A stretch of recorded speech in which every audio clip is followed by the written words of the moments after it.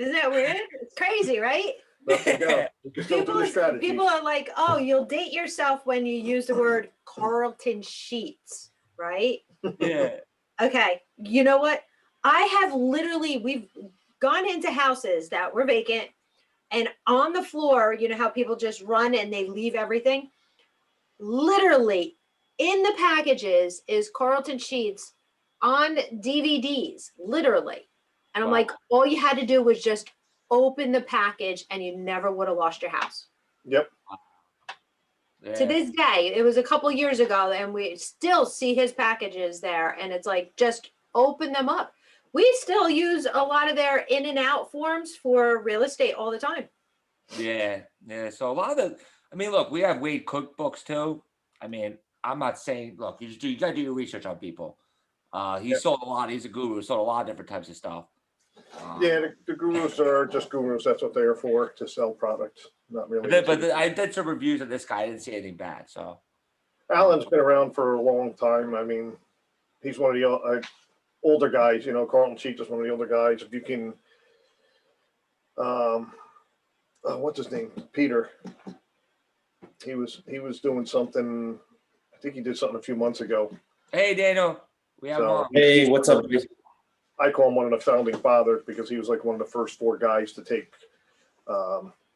creative financing strategies and apply it to residential properties back in like the 70s, you know. So I was like, oh, he's one of the guys to learn from. You know, if you get a hold of some of them guys like that, they have a lot of knowledge, and the strategies are still there. It's just the numbers are different. Yeah, what's interesting now is like, now fast forward to now, and let's say you go back then, they didn't have the type of lending that's available now.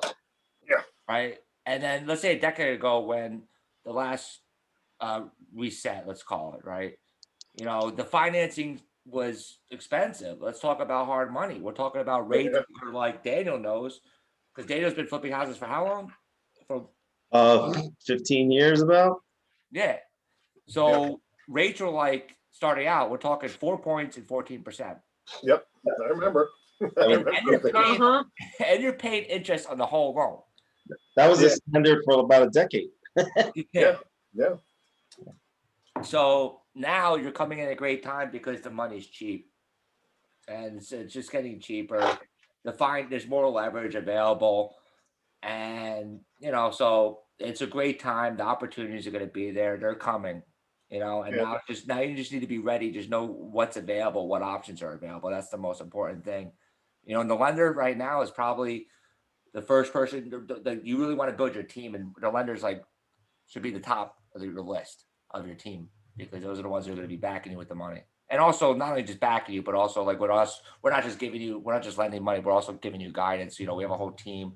You know, Daniel's here. Daniel has a construction background, doing this for 15 years, flipping houses. So seen it from the last from a decade ago till now, has experience. And you can't buy experience. You know, you learn, you know, and really that's very important. So we give you that guidance. You know, you're not like, I was actually helping out a friend today, a good friend of mine, and he wants to start his first flip. And the reason why he's using us is because of the experience we have, that he's not alone in the deal.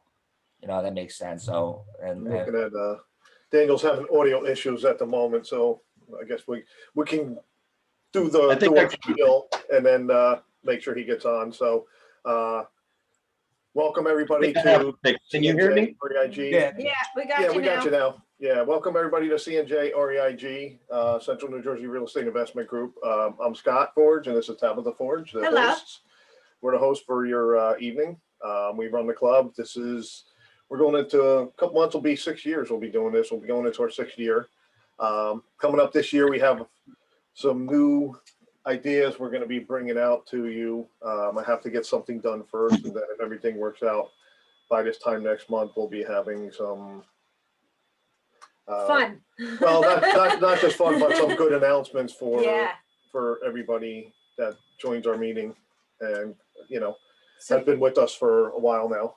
Some different people that are really out there killing it, like anywhere from 500 units and up, and they're doing some stuff. There's movers and shakers that we've been communicating with that want to come and speak. So Right. we want to come and bring you guys some good education from people that Right. are out there doing it. Not only that, but things that will help the people in the group. Mhm. You know, we have some plans. We have to get some things done over the next couple of weeks. And once we implement that, then we'll see if it comes to fruition the way we want it to. And if it does, then we'll have some really good opportunities for savings and discounts and things like that for The everybody. discounts is the best Um, part. Yeah, we already have discounts with Lowe's. And we are working back with some of the service providers and vendors that we use, and we have additional stuff that we're doing. So Yeah. we want It's to get that. additional, if you have the Lowe's cards, just to let you know, if you have the Lowe's cards, our memberships with us, you actually get an additional even after you put it into the pros desk and put it through their discount. Then when your bill comes in, we give you another discount on top of it. So that's what our membership will Wow. include. Yeah. So it's, and it's on any purchase that you make in the store with any product. It's not like, Limited. yeah, it's not limited It's or, the whole, right. the And it's not, you order. have to spend a certain amount. I mean, yeah, if you buy something for $2, you probably won't see the discount, but you know, if you spend $50, $25 and up, I think you'll see a discount, the additional savings on it. And, you know, you got to buy the products for everything. So you just get to write it off that way and get an additional savings. Plus you build a rapport with the Pro Desk team members, which is great. So when you're doing your projects, you know, they'll sometimes come to your job site for you. So you don't have to go running back Yep. and forth to the store for products. You know, they tend to take care of you when you work with them more. So I've had the good. managers actually pushing my carts and gathering my items when you go for big orders. Yeah. It's nice. You get that king treatment. Exactly. Yeah, it's No. always good that way. So we have some stuff coming up that way. I think what's the date is, I always forget the date. It's March 8th, Monday night. We're going to do our second virtual networking event where we have breakout rooms. Adam and some of the guys from Arcad were there the last time when we did it in January. So we're going to do it again in March in you know, 2 weeks, March 8th. And again, we'll have breakout rooms. So you come in, we'll have you do like an elevator pitch, introduce yourself. We're going to take everybody's name and contact information. And when it's done, we'll send it back out to everybody. So you have everybody's information. And this way, if there's people you didn't get a chance to speak to, you'll have that opportunity. Mhm. And if not, and if you spoke to them already, then at least you'll be able to get their contact information up front and readily available. Yeah. But the breakout rooms are great because you get the opportunity to Just isolate like that, yourself. you're at You a know? networking event from table to Yeah. table. You get to actually go from room to room So- and introduce yourself to each other. So we got that going on. And next month we're having a, it's about a business. It's about setting up your business the proper way and having details for your business, for your planning of your business. I think it's information everybody could use for their business, whether you're an individual or you have multiple partners in your business. Make sure you're set up the right way so you don't have problems. One of the things we've done, which we have some people on the call with us, is we formed a company with other people, and we've been going through something, setting up a business charter, a partnership charter with everybody. So it's something that a lot of businesses don't do, and then they have problems later on. So it's a time-consuming process, but well worth it. But when you're done, then you get it all set up because then everybody's on the same page and everybody has the same ideas and worries and everything's And visions. visions and everything, and everything is basically in place. So everybody has, it's all up front and there's no worries and there's no anything involved with the, Not hundreds of thousands of billions of dollars later. yeah. So it's, you know, something we're doing. So we felt having a guy come It's on and only talk showing about the that speaker is a good screen. idea. Yeah. I did speak to somebody. I don't know if anybody's heard of this. I asked a few people last night. Has anybody ever heard of an ICIG? Like I, Charlie, I, Greg, ICIG. Can't say I have. Nah, I don't know. Nobody's ever heard of it? Okay. I thought I was the only one. I was like, man, I never heard of that, man. I've I been don't know, around for a how do while, you but change that? with that, What was typed in there in the chat? I don't know. ICIG. Yep. Yeah.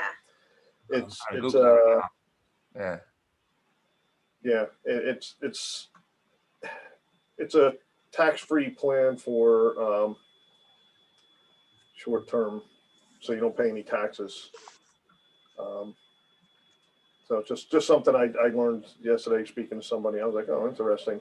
So, I might have the guy come on and speak about it if it's worth it or not. I haven't decided that yet. What's this? Facebook I Live don't is know only how to showing the change it. speaker screen. No need to change, but having multiple view. Oh, it could be the way I'm viewing it. Might be What's that? if I do it that way. Does that change it up? We'll see in No. a second. Wait, you got to give it a second Oh yeah, because this delay on is Facebook. a little behind. There's some people still coming in. Oh, there you go. There you go. Thank Okay. you. Who put that in there? I didn't even get to see. Joel. Hi, Joel. Thank you. We didn't know. We're still learning some of the technology here. Well, we Joel's amazing. He's, Nobody said anything until now, so it's not something I didn't think about. So, Okay. so the other things we'll get into the meetings. We have other meetings coming up Oh, yeah, every Karen on last that. Wednesday of every month. Educational, and hopefully by May we'll be able to do a live networking event where it'll be in person. We'll see how the weather is and if we can find a facility, because I'm sure with our governor we'll still be kind of in lockdown mode. We're limited spacing, so we'll see if we can find somewhere big enough to accommodate enough people so that we can actually meet in person and see each other face to face instead of through a camera on a computer, you know. Yeah. Because I know a lot of people like me, I'm just tired of this. I need to see people. You know, you feel like you're in like the 23rd century where you never see people. It's always just through a camera, right? You know. So those are things, just keep looking out for what we got to offer and what we're bringing out to you. Next up, as we bring up our vendors, I'm not going to talk about the one tonight because there are actually our But speakers. there's other ones out there that can come up and speak real quick. Um, Pull up. I know she's on here, but yeah, we can have Daniel speak real quick. we can have Daniel talk about All right. Arcad real quick. Who are Arcad we? Capital is one of our sponsored vendors. Yep. For CNJ or AAB. So Awesome. Hello, Arcade Capital. Thank you so much for inviting us. This is really Adam's evening. But yeah, I want to join in and show some support and yeah, you know, we again, Arcade Group started off as a flipping company for those who may or may not know. You know, we've been doing all types of real estate for 13 years. You know, we've done everything from your classic, just straight up, you know, cookie cutter flip all the way to mixed use and everything in between. So we've been doing that for a while. And then about, I want to say about 4 years ago now, right, Adam, with Arcade Capital. Time's flying. Yeah. Yeah. Really fast. And Mario. Yeah. Mario, I, and Adam decided to start a hard money lending company with the goal of really, you know, bringing value to our clients, really, you know, knocking down the rates, knocking down some of the fees, basically all the things that bothered us about other hard money lenders that we were dealing with, because for over a decade, we built our business with hard money, as well as private capital and private investors, but mostly hard money. So we scaled up our entire business through hard money.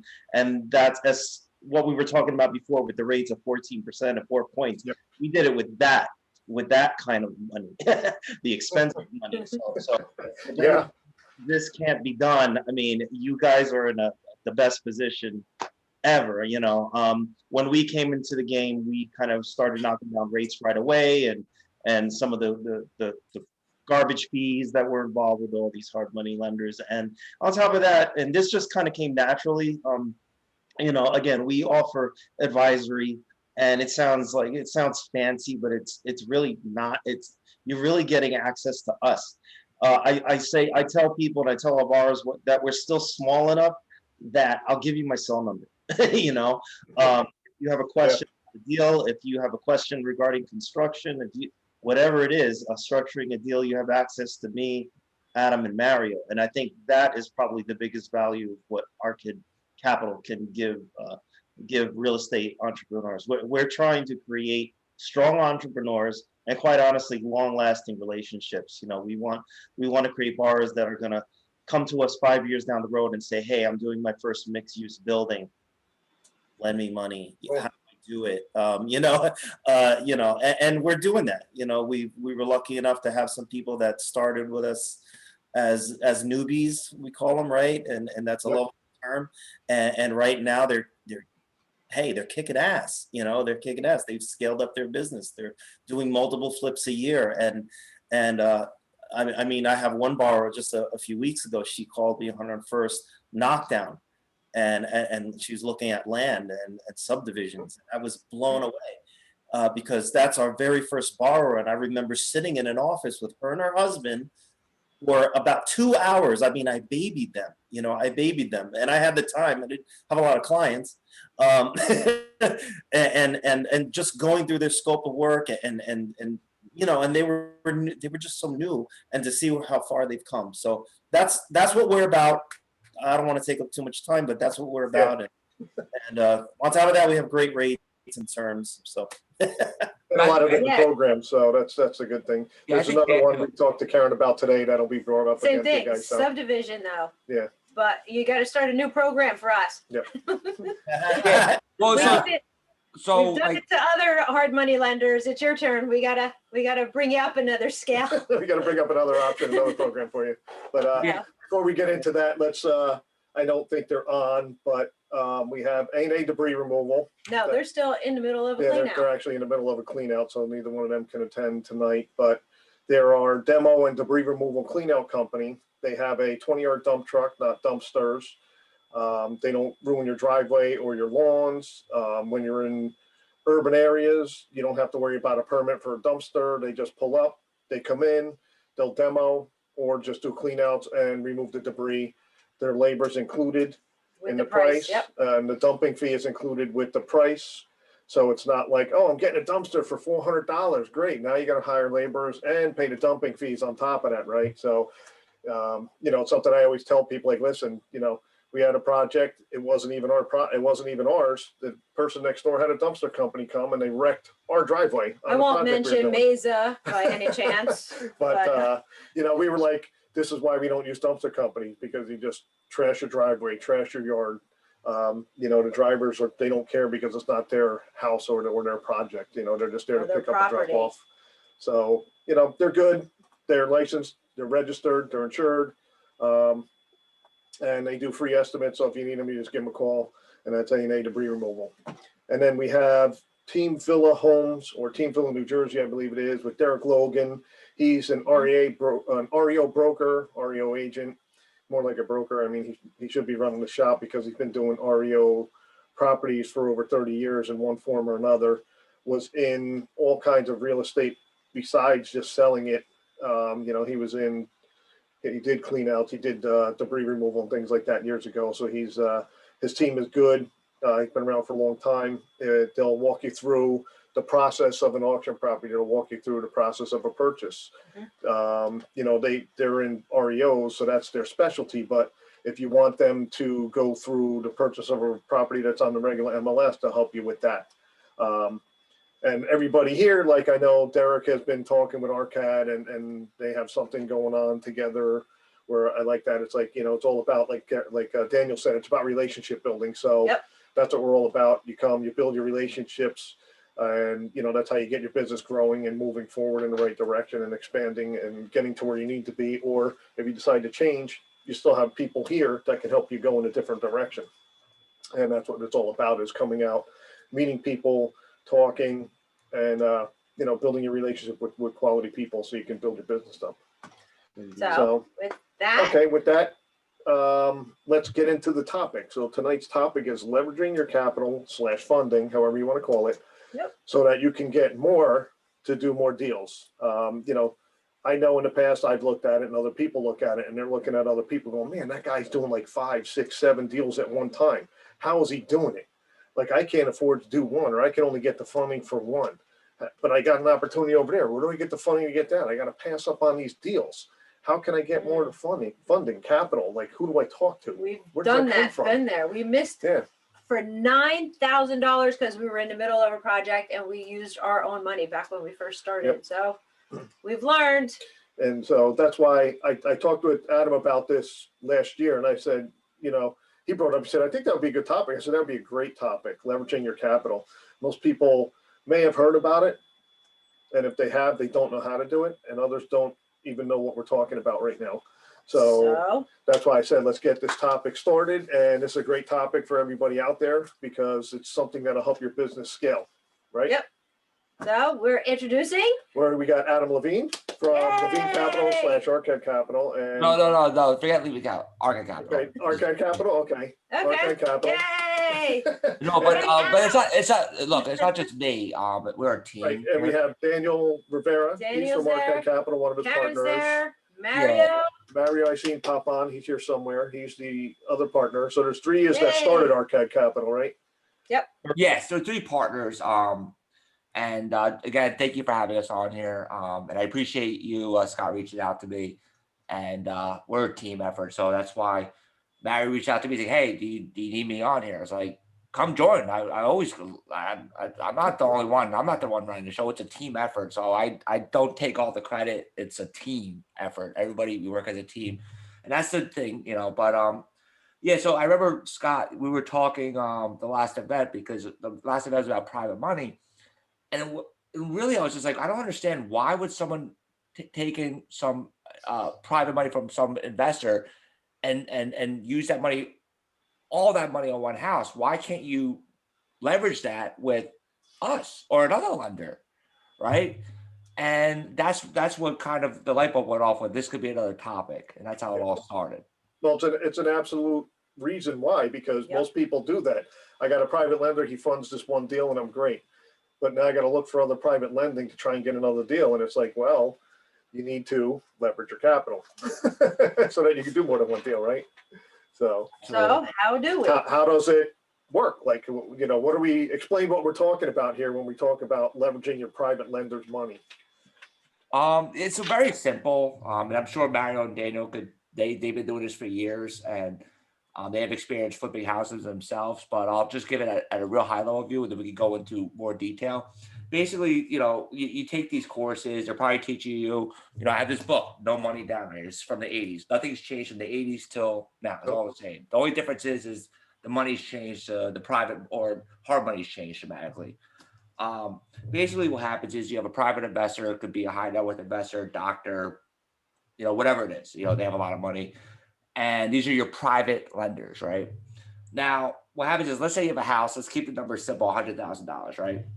You're going to borrow money from that doctor. So, doctor, whatever, Joe Schmo, whatever their name is, right? And you're going to borrow money from them to buy this house. You're going to give them a promissory note. You're going to give them a mortgage or a trustee, depending upon what state you're in. Okay. Let's say it's a judicial state, New Jersey. Then it'll be a mortgage, right? A promissory note. They're your private lender. They're going to give you the money. They'll give you, let's say the house is $100,000 all in, acquisition, construction, right? Just keep it like that. Very simple. They'll give you the money, right? But the question is, why would you tie up all that whole $100,000 on one house? Why would you do that? It's silly. You're taking more risk with that investor because you're tied up all that money in the house, and you're limiting that money. Instead, you could use that money, right? And you could borrow 90% of it. We'll give you 90% of the money, right? And then you could use that money to borrow and buy other houses. So that's very simple. And I'll let Daniel, he could probably explain more as well, chime in a little bit more. Or I think Mario's here as well. I mean, again, just looking at it as a simple standard mortgage, you need 20% down, right? Let's say if you're just buying your own house, right? So what if you wanted to buy 5 houses and you only had $100,000? Well, it's 20% on each one. That's super simple, So yeah, instead of investing the whole nut into one property, you're just breaking it up into pieces, and you're borrowing and you're using those smaller pieces to put down payments on more houses, basically. So you're splitting it up. Of course, your deal has to work with all the interest and everything that has to go to. So you're analyzing the deal a little differently. But if you know what you're doing and you're buying at the right numbers, then it should all work out. Again, know your construction, know your timelines, know all that good stuff. But it all kind of works the same. Exactly. And let's say another example. Let's say I was talking to another client or a new potential client, and he was referred to us, and basically he has equity in his house, and he's like, look, it's gonna take a while for me to pull the equity out, or whatever it is, and I was like, well, and because he said usually he uses that money to fund his deals, right? I was like, well, it was his first time ever using private money or hard money, right? And the thing was, I was like, did you know you could actually use that instead of tying up all your money, your equity line, or I think it was a HELOC, a home equity line of credit, which is basically open-end financing. You can pull from it and pay it back as you go. And basically, he had no idea that you could actually use that money as like your down payment money, maybe cover some interest, maybe cover contingencies, and then leverage a lender like us, right? And then it allows you to scale up because you don't have to tie up all that money. You could do more deals. So there's different ways you could be creative with this. You could be creative with private investors, private lenders. Like it could be someone on here, maybe someone in this group could lend money to each other, or it could be equity in your house, right? So these are and right now you're coming at a good time because money is cheap. I mean, Daniel, you want to show them the rates that we have? It's unbelievable. We just lowered our rates actually recently. Yeah. They're lower yet? Oh, I'm definitely filling out the paperwork. Yeah, the rates are how low can you go? It's not going to go that low, but right now they're about almost half of what they traditionally have been in the past 10 years. If you include the points and everything. And just what you were saying before, Scott, this usually happens. Let's say a newbie investor gets in, they always start with the one house, right? And they find out how to get the money, and they find the money, and they do the one house, and then they go, oh wow, that was great. If it works out for them, they want to do it again, so they do it again. Usually when they get to like the third one, and they're really looking, right? So now they're marketing, they're networking, and all of a sudden they have two deals. They have two deals in front of them. And they go, okay, well, I could take down this one or this one, but they're both good. So what do? Well, you wholesale one and you let somebody reap the rewards of that other deal. I mean, you could do that, but you don't always want to do that. And usually by your third one, fourth one, fifth one, let's say, you have enough experience, and then you go, I think I could do two at the same time. I think I'm good enough, right? I have Scott in my corner. He does it. He builds stuff out for me. I'll do this one. Scott will do the other one, right? And so you start figuring things out. You grow as a business owner. So all of a sudden, what I do? I still have the same money, or I made money, so I got a little more in the bank. But man, do I want to risk it all now?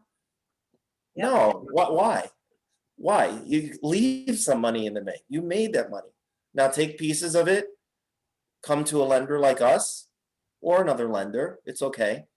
And get a loan for the construction and the house. 6 months later, you're doing the same thing. And then you take down both. See if you can figure that out. Hopefully within a few years, you'll after about a year, Mario and I were doing, 10, 15 deals, and we were kind of like we went really fast, and we always had this vision that we wanted to do so many houses, and we wanted to build this and skyscrapers and everything else. So we kind of learned that early. We learned that earlier than the average bear, I guess. He wants to build a skyscraper. Well, not yet. Hey, but guess what? You guys, it all starts with flipping one house. Exactly. Yeah. This I was gonna ask because I know some people may be hung up. I mean, I know I've had that come across with me where a lender asked, well, you need to have that money sitting in your account for a certain amount of time. Is that the same with you guys?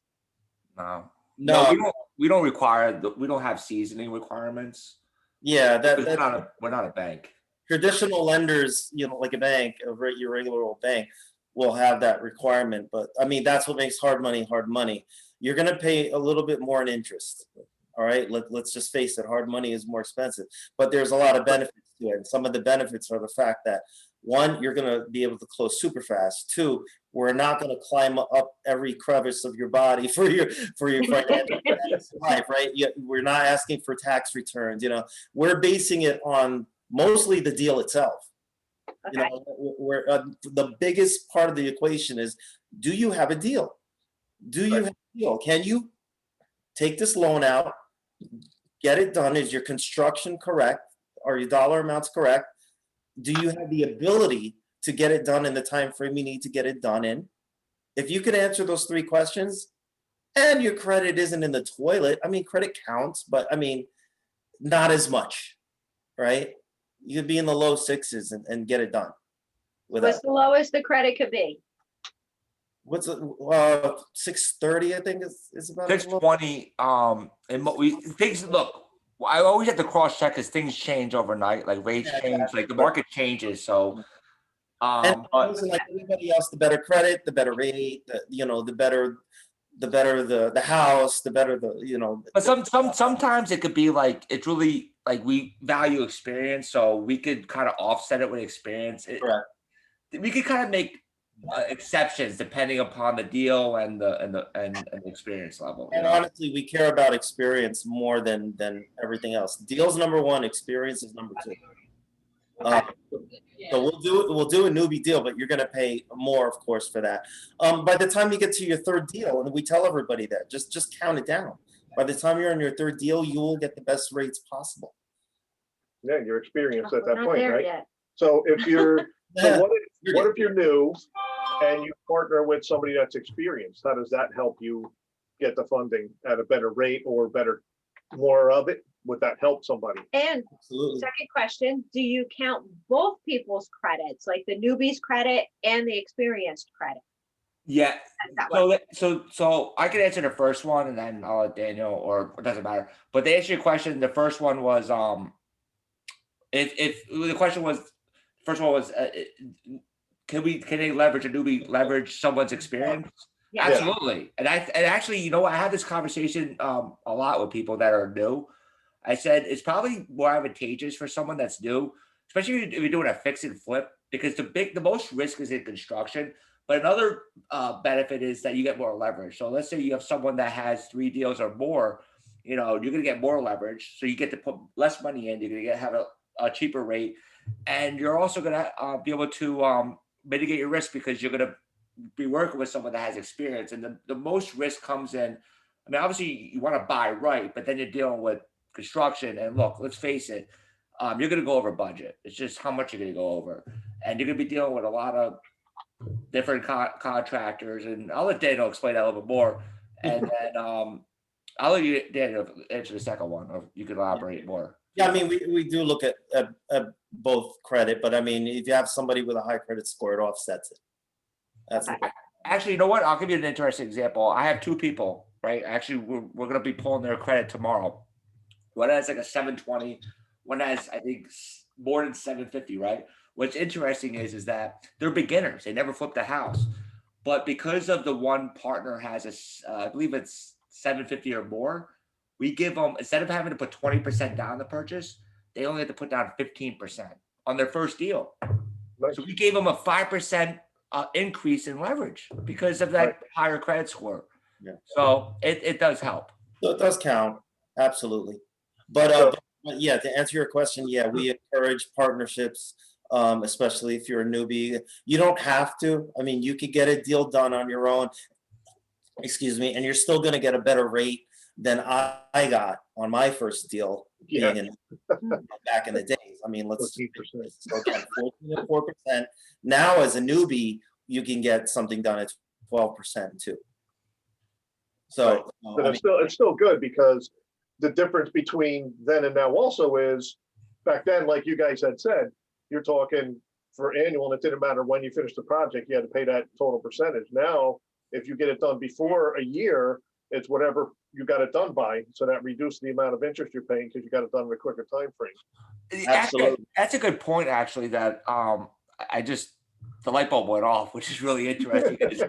is that sorry, but I just had it on before I forget, is that exactly, you're not paying interest on the money. So for example, right, let's say you have a total, like, go back to the 100,000, keep numbers simple, right?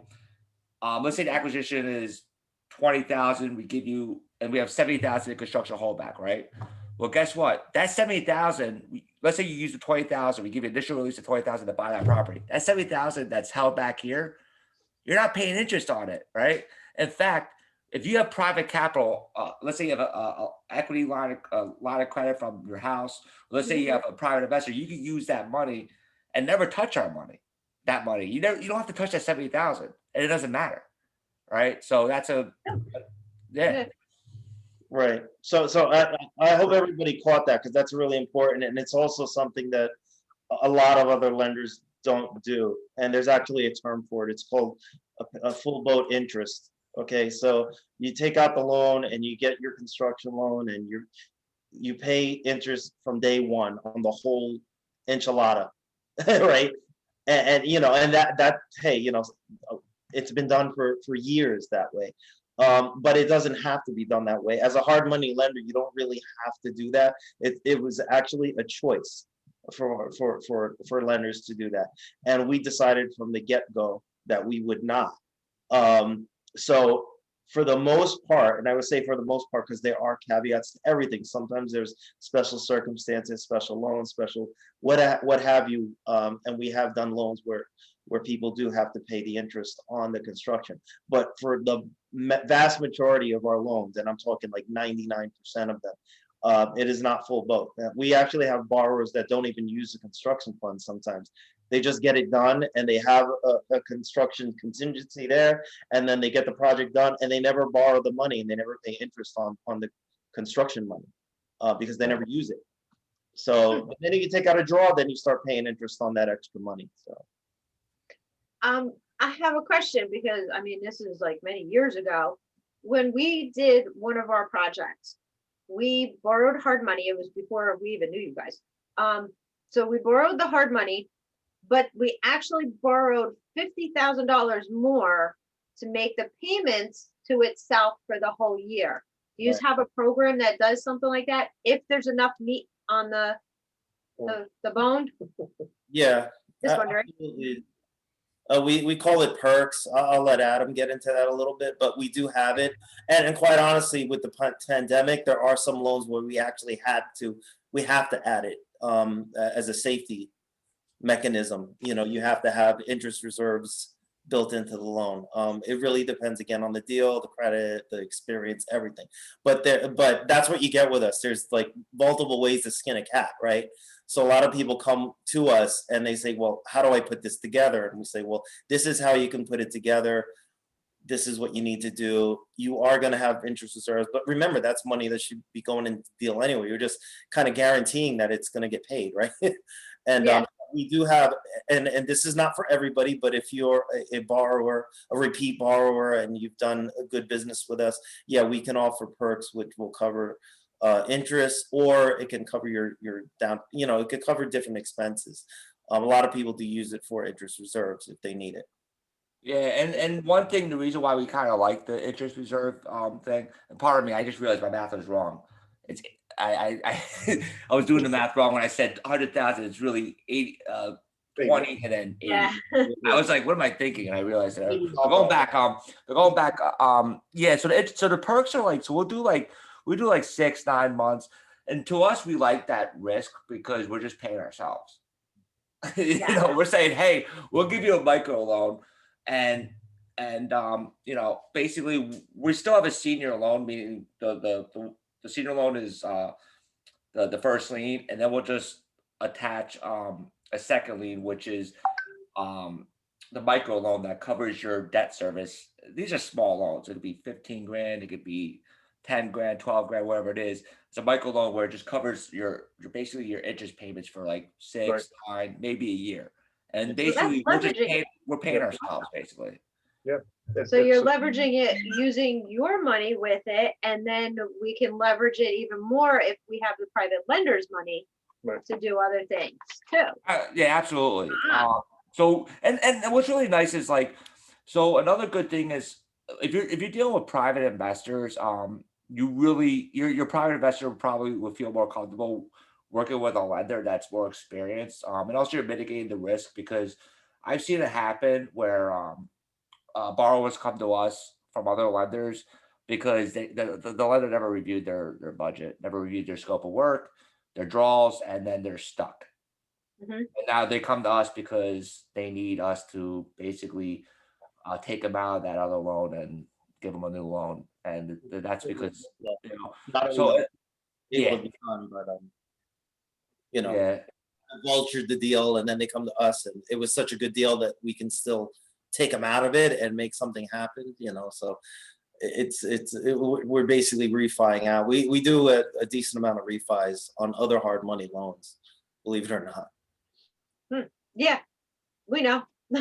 yeah, and Yeah. another thing too is you're mitigating. $500,000 worth, we know. Yeah, well, yeah, I know you're one of our first loans. That's a whole story. That was an interesting loan.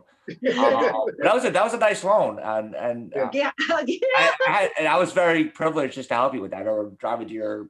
It was, yeah, that was a little bit chaotic, That's- but we got through it, right? Yeah, that's one thing. That's what we like. ARCAD, these guys here are family-like. Once Yeah. you're there, I mean, me and Adam sat on the floor of another project, going through some of the papers so that Yeah. we had it done right. And within, I think it was 17 days, the whole refinancing was done. They were just trying to figure out the expenses Yeah. on it, so it was just like, Okay. Bookkeeping is not my strong point. It's all Give me right. a sledgehammer and a sawzall, I'm good. No, it's fine. It's look, Not a the lot of little secretary. we know how contractors are. They're good at construction, but maybe they whatever. It's fine. but you Hey, guys we were got involved- done. with that, just that experience was just like, man, you guys, actually, you're Yeah. one of the owners, one of the founders of the company. You came out to a job site to go through paperwork. To I'm help not gonna me. see that from another lender. They're not gonna Yeah. send one of the owners out to go through this to help a potential client or a client get a deal done or an opportunity done. You know, somebody else may come out, or it might just be a phone call and paperwork being shuffled back and forth, but Send to a take your secretary. time out to come out and help us go through the documents to figure out what the hell it was and what we needed to have To it get it done. show to get the deal done was, you know, a great experience. And that's why we're always like, ARCAD's great and people need to come to you guys because you're like that. You're personal, you get involved, you know, you're local, you can go to their office and hang out and not chew the fat with them, but talk business and the shop directly with you guys. And if not, you got Karen, she's wonderful, great, you know, so everybody there, it's like great people to talk to and work with, so. But that's it. Thank you. They Thank you. came out, you did that while we were at another project, so you refinanced our loan out, so all those private lenders that we had in that, I could use that again. So. Perfect. There you go. Boom. Hi, everyone. Free up Oh, yeah, that- we had the Mario showed third up. one here. Hi. Keep it sitting down there. Yeah. Been hanging back. Passing by, got home a little later, went out back. Thank you guys for having us as always. And I just so happened to walk in on the Princeton property story. Yeah. This- And I remember the day. I remember exactly the day when we wanted to figure out exactly what the already completed costs were. Yeah, And it wasn't easy math, right? How do you figure out how much work you've done to a house, a project that's going on for so long? So I remember all of us, even from the construction end, scratching our heads. And it got to a point where we're like, listen, you know, there's really just one way to figure this out. Like we gotta see everything they got. We gotta not only know the property, we gotta look at their budgets. We gotta sit down and go through their paperwork. Just let's get everything they have. it was just back like that. Basically, I'm there pulling invoices Yeah. of paid for like materials. Okay, I gotta validate this vendor here and this paid invoice, dollar for dollar, everything. Yeah. And you're taking this and uploading it into Dropbox or Google, whatever we're He using. was clicking and going. I go. I had to create folders for everything. I There organized you it. go. Everything was organized perfectly. I'm really glad those are the stories already, right? Like we're already going back to like, I remember when we first started, we're running around to on the border, taking pictures of receipts. We had to validate. So everyone that's listening understands, I guess, the mechanics behind it. It gets a little complex on that particular scenario because, yeah, like Dan and Adam mentioned, we do a lot of that, right? We come through. we call it the come through loans, where people, borrowers, investors need to get out of whatever loan they have for whatever reason it is, and there's so many reasons. Whenever that situation happens, the clock is ticking, right? So the ability to be able to pay that loan off and furthermore, step two, still Yep. finish the project is crucial, I believe, for any real estate investor, right? Any project. And old terminology, ugly term is bailout loans, right? They're bailouts. You're coming to bail somebody out. And but look, point of the matter is, as real estate investors, we've been there. We know exactly what that feels like. We know exactly what when there's the little air in the room, and you're against the wall, and you need to get out of a project. You need to not even get out. You need to restructure, because that's what it is. You need to You push it need to get forward. out so you could get to the next one. Yeah, Yeah. you need to push That's it. what I, Correct. You need to push it forward. while I was in the middle of another one. A $500,000 project, that's no easy task. So Yeah. so look, bottom line is having the ability to come through again for investors is something that we take pride on, because again, we have been in that position, and we know what it's like to Oh, be yeah. able to get a little bit of air when it's needed, right? So we do a lot of that, and just like we did for you guys, we figure out the ins and the outs of what's already been completed. And for those listening, so you understand, every single, and banks use this as well, credit unions use this as well, any type of cash out, anytime you already own a property and you're going to a bank for the rest of the financing, whether it's construction or takeout, you're always going to have to validate these things. And these are your expenses, from your soft to any, but for the most part, your soft and part of your hard cost. Whatever money you spend in a commercial deal, for example, getting it to approvals,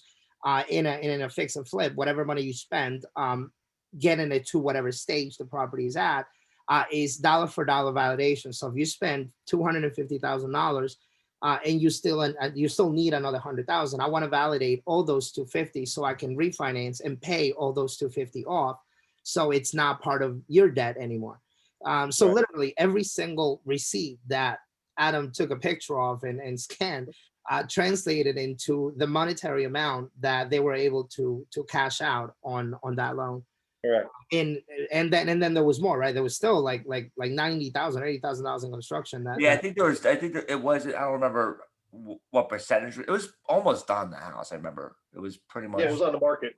Yeah, Yeah. Oh, right. Okay, right. yeah, So, we were finished. We were finished and we just had to Right. get our private lender out, and we were like, okay. And Right, we'll one move of on. on that end, one of the prettiest scenarios, right? Where right now we're dealing with a lot of I have no more money to finish the project situations. Mhm. Yeah, I'm still halfway through. I'm 60% done. I'm 80% done. In fact, I don't know if Dan brought it up, but we just purchased a commercial building a few weeks back that was 80% completed. Yeah. And yeah, I mean, situations are different. This man's access to financing, in many ways, was limited. Different way of thinking. He was one of those cash builders. underestimate. Right. Yeah. So for the last 10 years, he invested his cash into building this ground up new construction building, on a piece of land that I believe he inherited from his father. And he got it to where, to the 80%, and was not able to. I mean, COVID came, hit his business, hit everything in his life, really. Yeah. And he wasn't able to get back up, right? So when we brought up the possibility of financing, to him was almost like, wow, like that's, like, No more us. I don't need it anymore.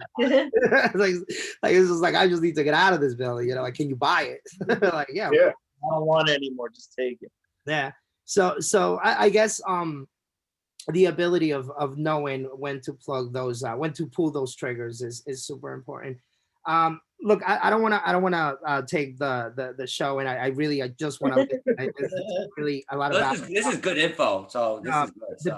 the biggest I guess nugget I want to leave you guys behind is something that I actually spoke about a couple of days back on Ryan's podcast, which was a similar topic to this, and I'm glad this is the topic that's up in the air. I'm glad people are getting educated on this, because this is many may agree, some may not understand it enough to agree, but this is the topic that propels your business. Knowing how to leverage money, specifically OPM, right? If it's yours, great, but if it's investors' money, even better, right? Right.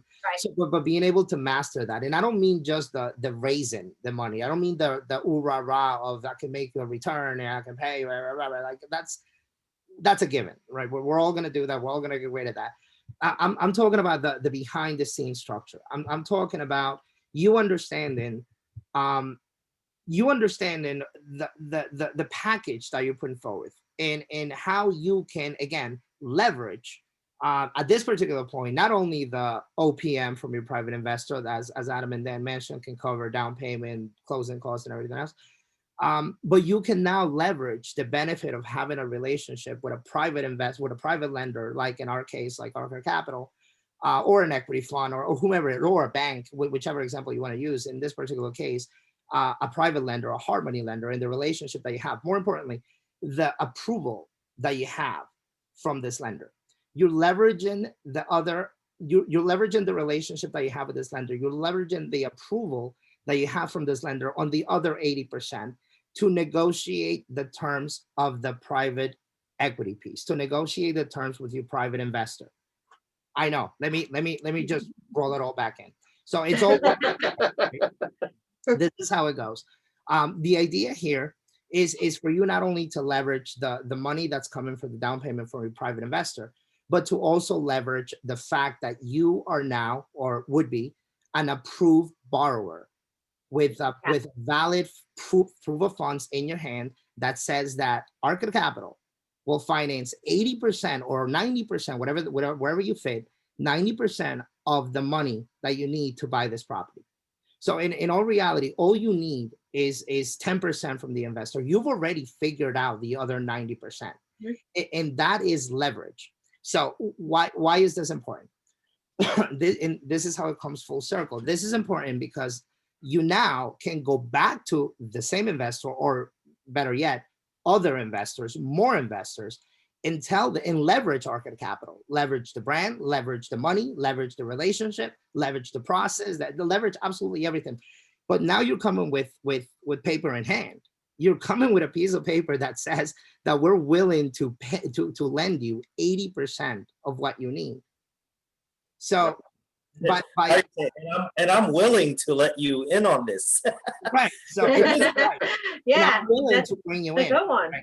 So it gets really cool, and it gets technical, but and look, we can answer these questions after, during, we'll figure this out. But I just really, I put the value forward the other day, and I really feel that, I mean, you've been with us forever. We've been writing together forever. And if I'm gonna give stuff like this out, I feel like this is the right platform to do it.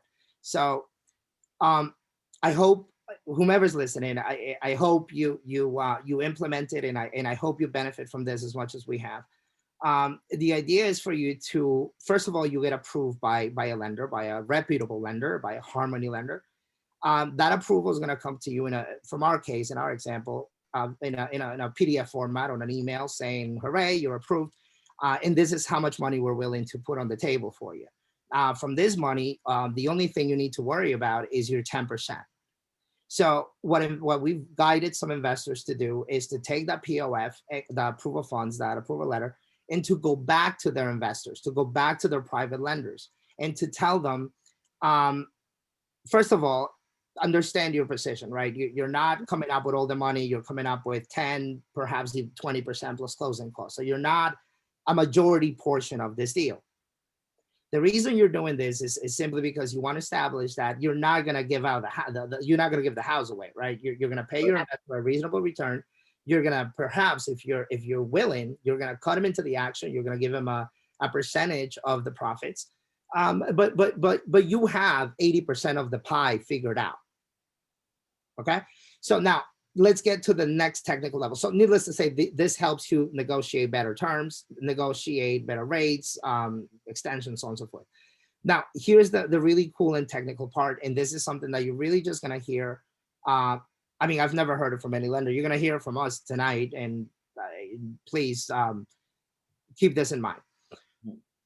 General rule of banking, financing, mortgaging. We do not care in this, credit unions, banks, very similar. In our case, we do not care about anyone that owns anything less than 15% of the LLC. Okay, save that for a second. one thing you have to understand about leveraging money against hard money lenders or banks is that general rule of thumb is we do not allow secondary financing. So in other words, you're going to be signing papers that are going to say that you cannot take a second lien, or at the very least, you cannot take a second lien on record. You cannot record Okay. something else behind us. So, and that's something you're always going to run into. Want to make sure that I put that out there because it is not as simple as people think it is. So, Yeah. Right. So So what do you you can't- do with your private lender if they want a note, if they want to record a note that just, so how would that work if you want to leverage their money with yours? What do we do? so you don't record a note. The note is very troublesome for multiple reasons, and it's really, you can have a note, you can have some type of agreement, but you cannot have anything encumber in title. So what you're gonna do is you're gonna actually give them the security through the membership on the LLC. In other words, you're gonna make your private investor a partner. You're gonna make him a minority owner of your LLC, and that minority stake has got to remain under 15%. Why? Biggest reason is, well, biggest reason out of the whole thing is really because you don't want to give up a whole lot of equity in your deal, right? But from a financing standpoint, if they do not own more than 15% of the LLC, they will not be holding a personal guarantee. So in other words, what I'm telling you is by you offering 15% or less of your LLC stake, of the LLC, you're giving them the security that you're not going to disappear. They are owners of the LLC just like you are. In order for you to sell something, you will need their signature. They are just as relevant as you are within that LLC, but they are not holding any of the liability for the mortgage you took out to do this flip. So it's almost like the best of both worlds. They have the security that they need, that you're not going to screw them over. In fact, within your operating agreement, you can have structures where you can put certain limits where if the minority partner doesn't feel comfortable, he can become a majority partner. I mean, there's all kinds of triggers that can happen. But overall, you are still part of the LLC. You're an owner. So by you not taking, by you being the investor, and you're raising capital from this person, you're giving them the best of all worlds. You're giving them the security that they need, because now they're owners, just like you. You are giving them the reliability that you're not going to go anywhere, and more importantly, You're they're using not all their money. reliability for the deal, right? And you're not using all their money. You're using a So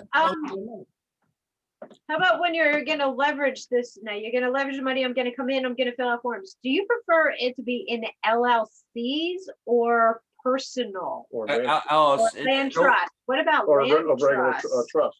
A trust. Yeah, Right. not a land trust. That's the other one. A trust. We don't get too many land trusts. Yeah. It's always LLC. Right. LLC. LLCs, even So- newbies. No, it's always, we're never doing it under a personal name, and why would you? Because The risk. It's Yeah, risk, right? Most of the time, we're training people to do LLCs. You know, when they start scaling up and they go, oh, now I'm doing 2-3 properties, and okay, so you have an LLC set up. Yeah, it's the same one I had when I first started. Like, no, you got 3 properties in one LLC. Why are you doing that? You know, you're just ruining all the protections of the LLC or folding things onto each other, and something goes wrong with this one. Now this one's at risk. And then sometimes they have, you know, mama and daddy's money or Uncle Ben's money in the deal. And all of a sudden, you know, so we're educating them and saying, hey, you know, for couple $100, just set up a new LLC for this property. You know, you don't just keep them all separate. It'll be worth your while. Nothing will happen for 5 years, and that one thing will happen that all of a sudden you have like 5 houses and one LLC, and some jerk is trying to sue you for. Yeah, a whole enchilada gone. Yeah, Now, yeah. does it matter where you form your LLC? Because one of the banks that we're dealing with right now, they're actually giving us a hard time because of where one of our LLCs is. Really? Yes. But where's the location? Delaware, Delaware. Nevada? Nevada. Well, we have actually We have one in almost every state. LLCs that are members of the LLC that Yeah. we're working to get a It's for the apartment complexes. Right. So there's So 5. it really We have all ones that own the big mother They're all members of the headquarters, big but the one, mother yeah. headquarters, the banks are giving us a hard time because of where it's at. Oh, because So- there's too What about many, you guys? there's too many layers. Yeah, so Hot so to to answer that. the question, to answer your question, at a really high level view, people, if you have partnerships and you're dealing with a lot of people, eventually you're gonna get sued. Just the nature of it, even if you did nothing wrong, But Yeah. people like to form Delaware because there's more protection. They're faster in Delaware. It doesn't get held up in the legal system like New Jersey and incur costs. So we go to Delaware. They there's have more- Nevada and Utah, It right? was liability. Remember we looked into this for the PPM. Adam? Wyoming. It's my understanding. The biggest difference is liability on personal liability on money on losses, Sure. right? So I believe in Delaware, there is less recourse for an investor, let's say in your company, to actually be able to collect any money if the LLC goes belly up. If it closes, there's no recourse. That's what it was. Now we're getting into and different. it's No, also- but I just it's want to know also- if you guys, does it matter if where you have your LLC? I just want to ask No, because no, I ran into the situation, so I'm asking We- because other we people may haven't- run into it and want to know and are afraid to ask. so that's actually a good question. We haven't ran into any problems yet. We've never had a problem with where the LLC is. In a way, though, it sounds like, and I'm just guessing here, but it might be the fact that there are multiple layers of LLCs, and all of a sudden you have different levels of risk, right? Because it isn't just one company. You have this partnership, that's a partnership with another partnership, and maybe that's what's affecting your financing. It's a guess. Are you sure it's because of the location of the LLC and not the formation and the setup and the layers of the corporate layers involved with it? You might want to find that out. That might be why. You might have to simplify it. Simplify. Show them an org chart. Sometimes these banks. My friend actually had a problem. He's a syndicator. He's one of our borrowers. They were trying to do a deal, and they were going to a local bank. And I originally told him, "This is not a bank deal. This is a large construction budget. Right. You need to come to us, a bridge lender." Right. Yeah. Like a long story short, he listened to me, but it wasn't a good deal. But the problem was the bank didn't understand a syndication, and they had to show the bank the org chart and all the way they set up. So a lot of times you just deal with someone that doesn't understand how Yeah. this works. So, Rich, by the way, Sometimes go ahead, Daniel. I'm sorry, dear. Go ahead. Go ahead. I couldn't hear. Sometimes you got to look at it, and I tend to look at things, try to simplify it to its most basic atom, right? And sometimes it's just a matter of if it's too complicated, and you're a bank and you're a lender, and you go, well, this setup is very complicated, so if something goes wrong, who do I go after? Right? That's really the bottom line. It's like, I don't know who to go after. Do I go after you? Do I go after everybody? That was protected over there. Oh, this guy's in a trust. You know what? No, I can't do this. Simplify your corporate structure so I can lend to that entity, and then we'll be okay. That's really, what it really comes down to, Yeah. And have a good attorney too.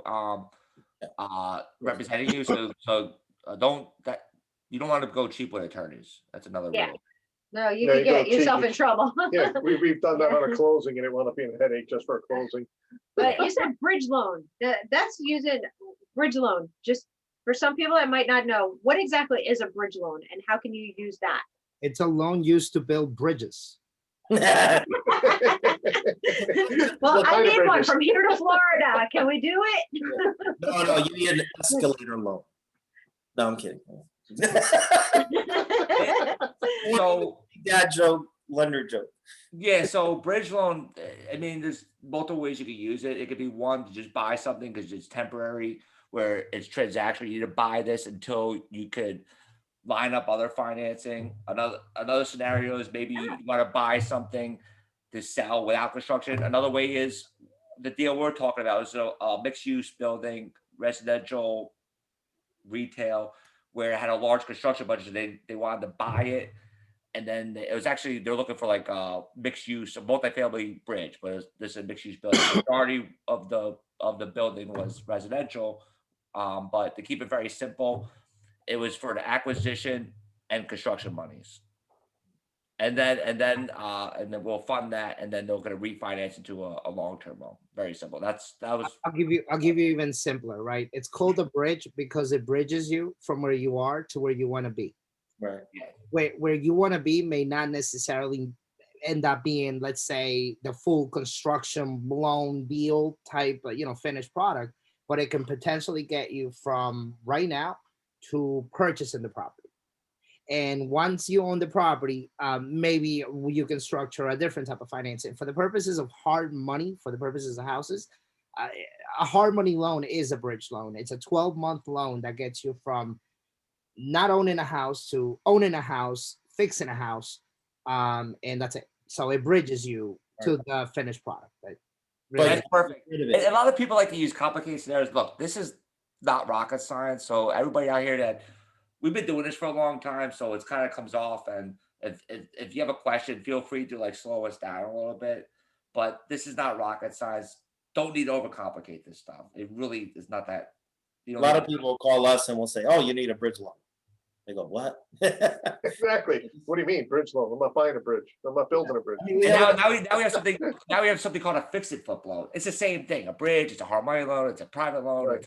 These are just different names for the same thing. It's the same goal, the same type of loan. It's really Yeah, no, I had someone I talked to who they were asking about our new construction loans, which we have, and we call them ground up, right? So the term from our end is ground up.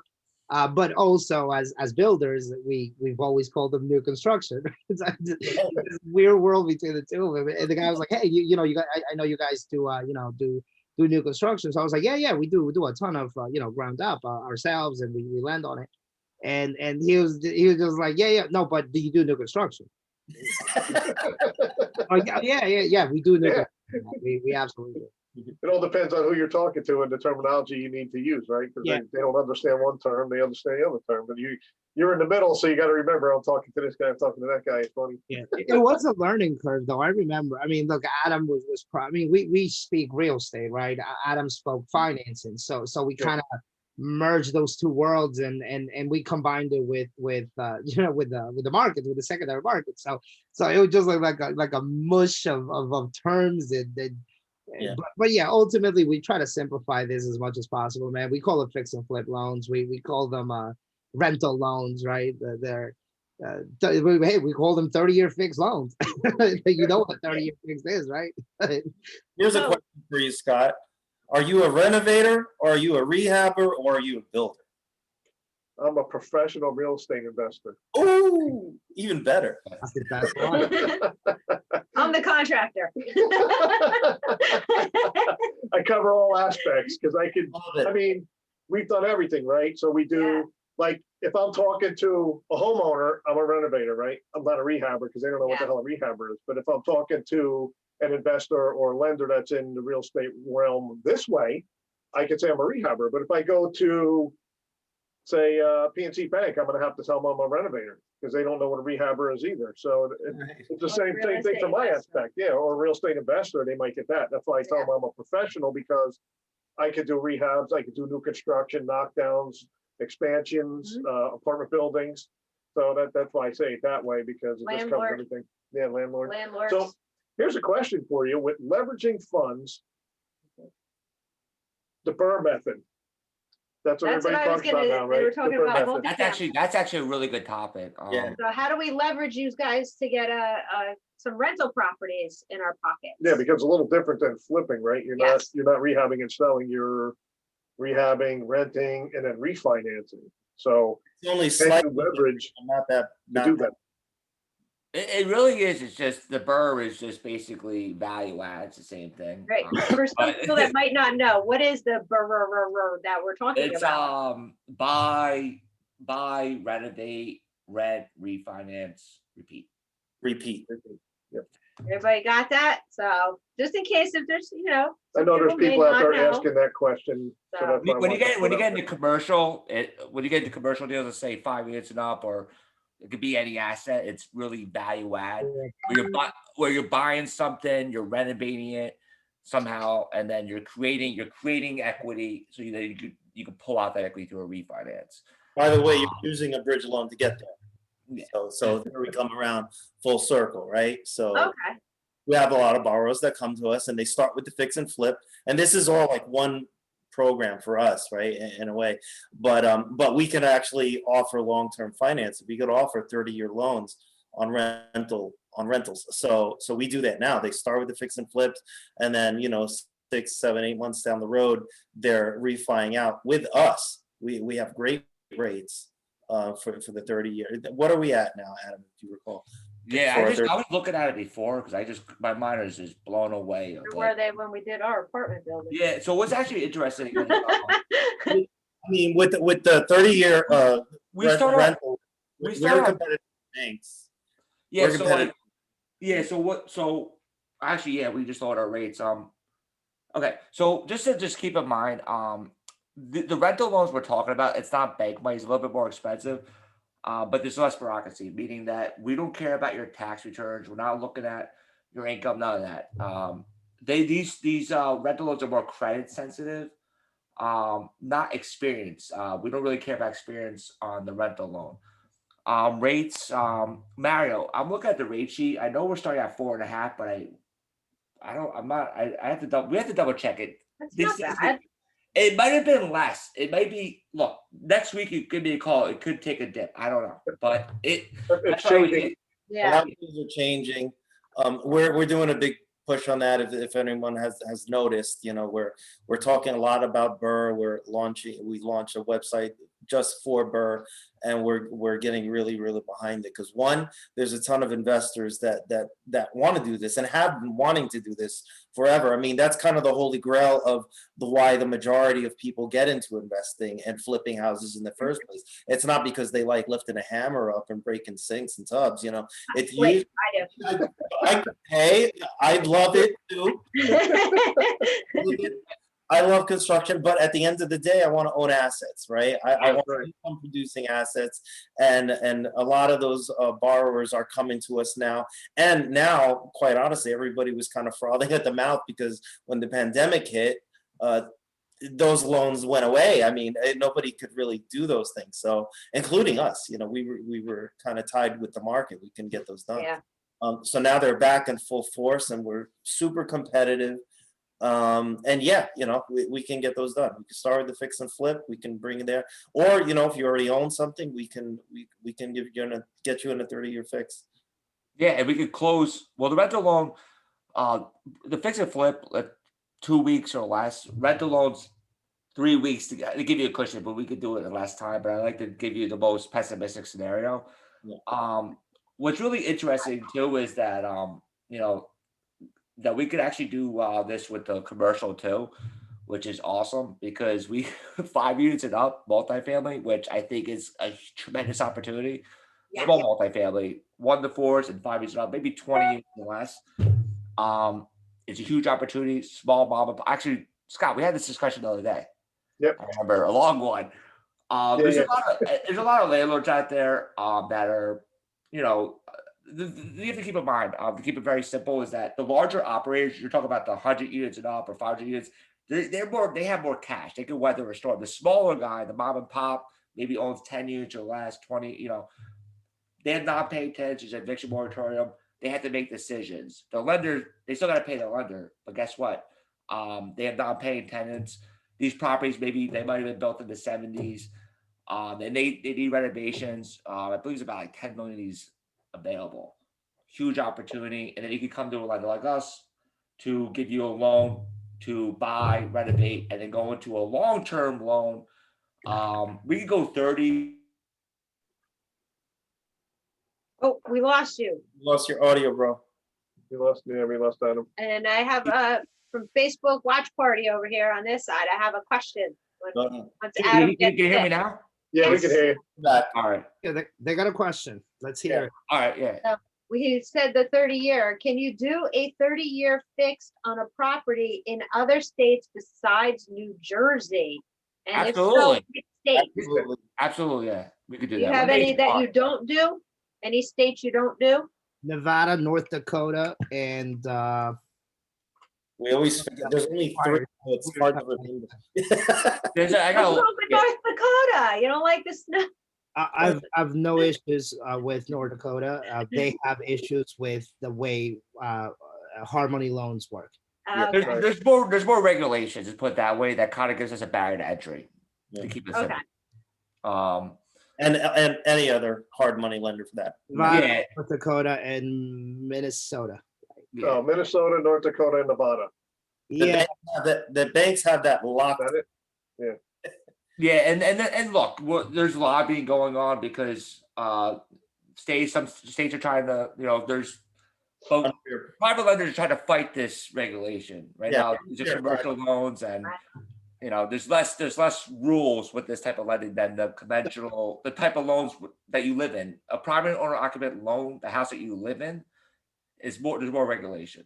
These Yeah. type of loans we're dealing with is yeah. Let me give your audience a bit of I guess a little nugget with these loans and something that they need to understand so they can compare apples to apples, so they can be educated about what type of financing they're actually searching for in the first place, right?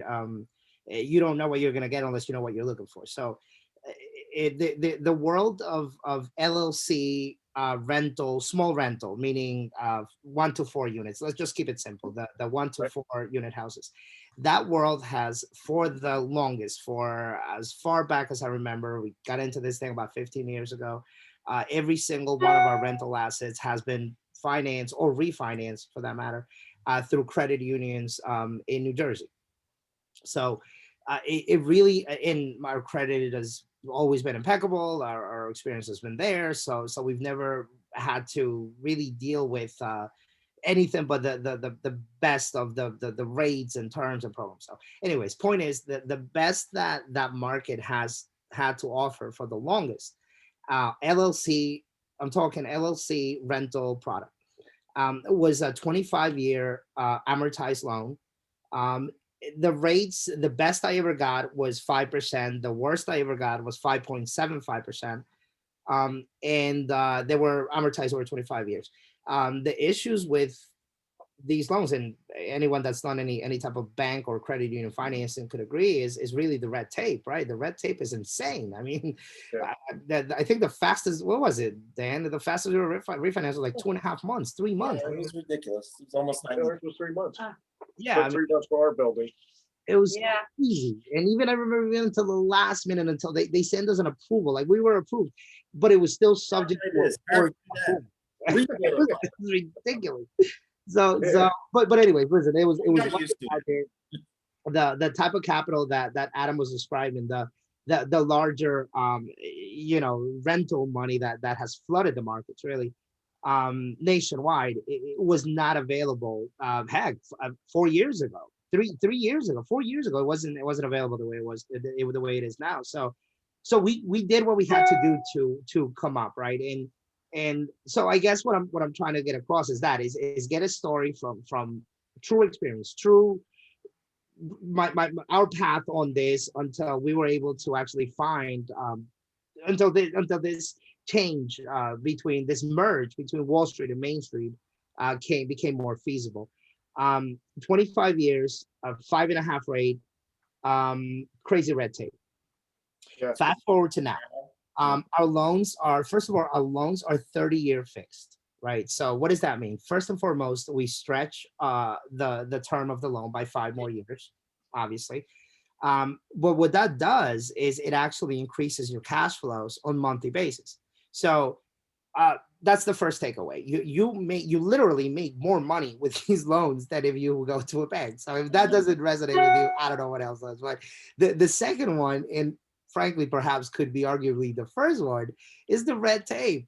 The red tape is insane, as I mentioned. With us, it's really not there. So we, as we mentioned, we don't really care about the taxes. What we do care about is a couple of things on rentals. We care about a lease. We want to know that the property is leased, and if it's not, it's okay. We can still do it, but we really want to put the best foot forward, right? And the best terms, the best everything are going to come when you have a lease property. So we care about a lease.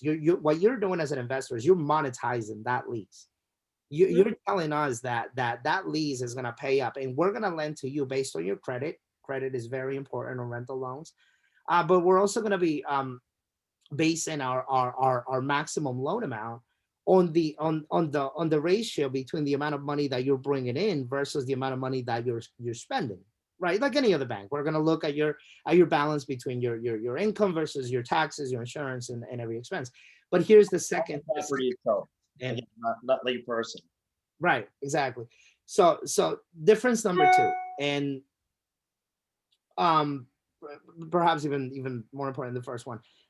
We our due diligence is not like a bank. In other words, we don't care how much money you're spending every single month on that little side light you have on the driveway, and we don't care how much money you're spending on whichever other little light, a little expense that banks generally care for. On maintenance.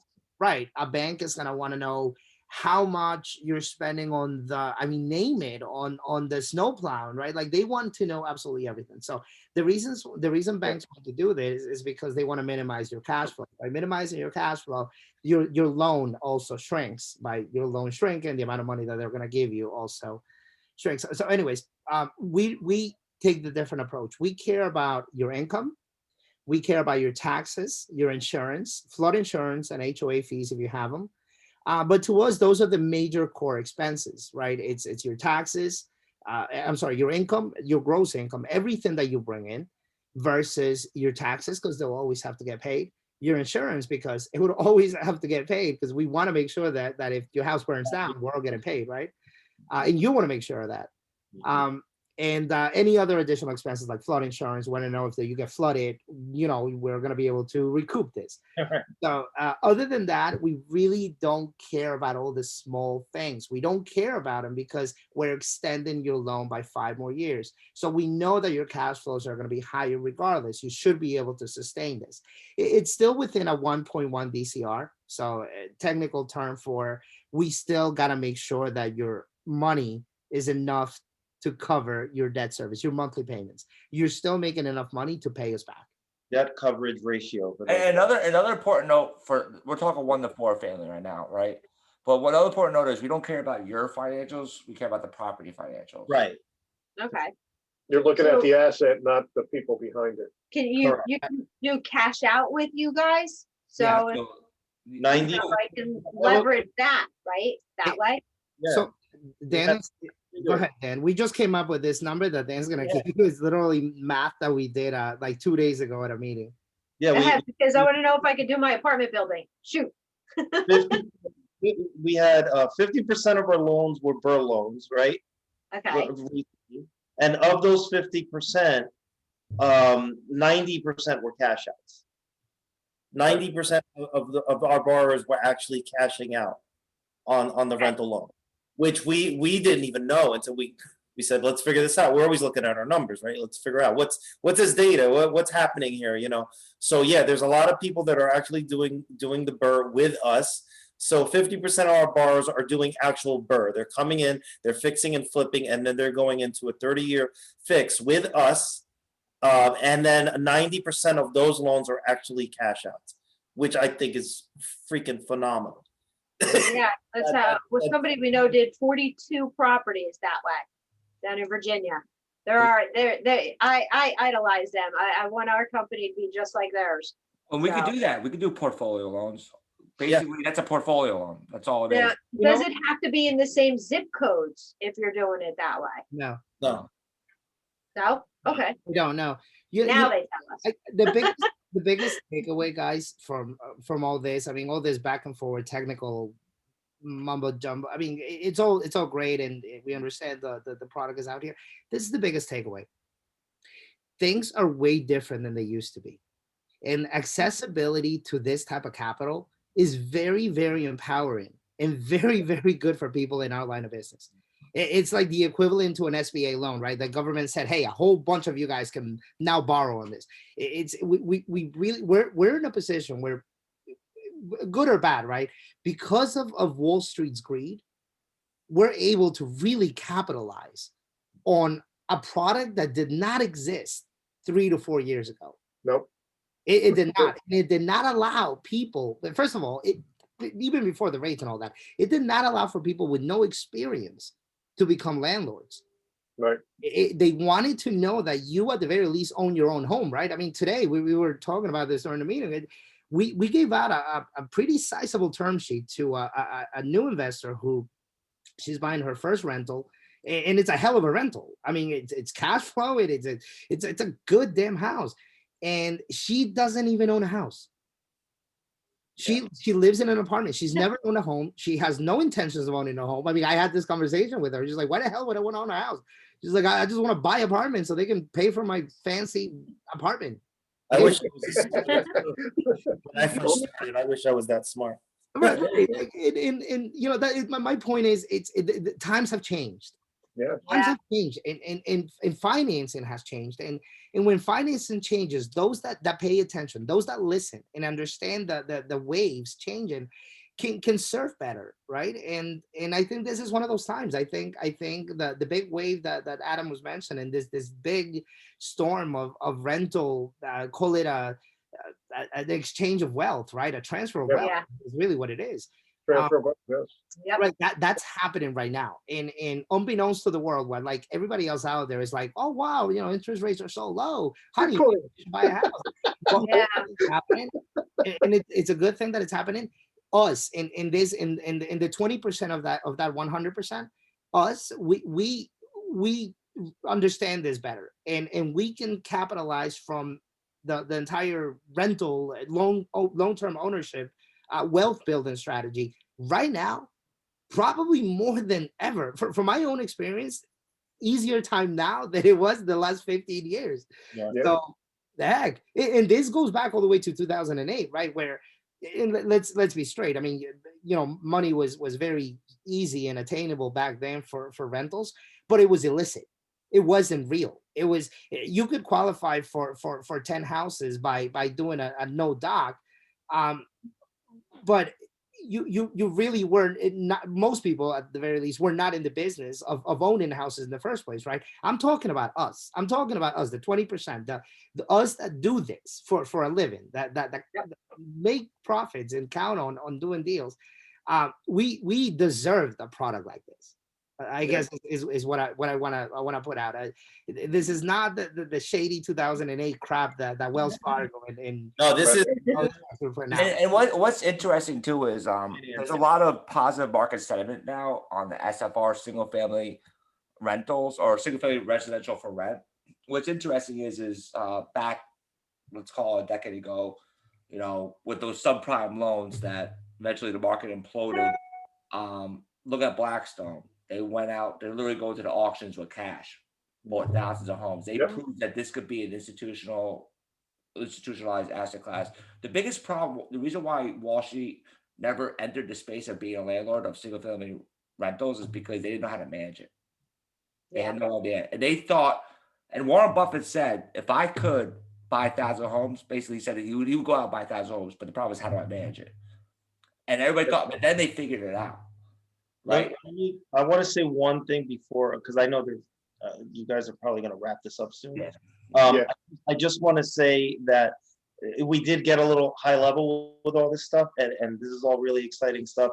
I just want to put out there once again that Arcade Capital, if you have any idea of what you want to do, you have properties under your belt, but you don't really know how to structure all this stuff yet. You know, you don't know all the terms yet. It's okay.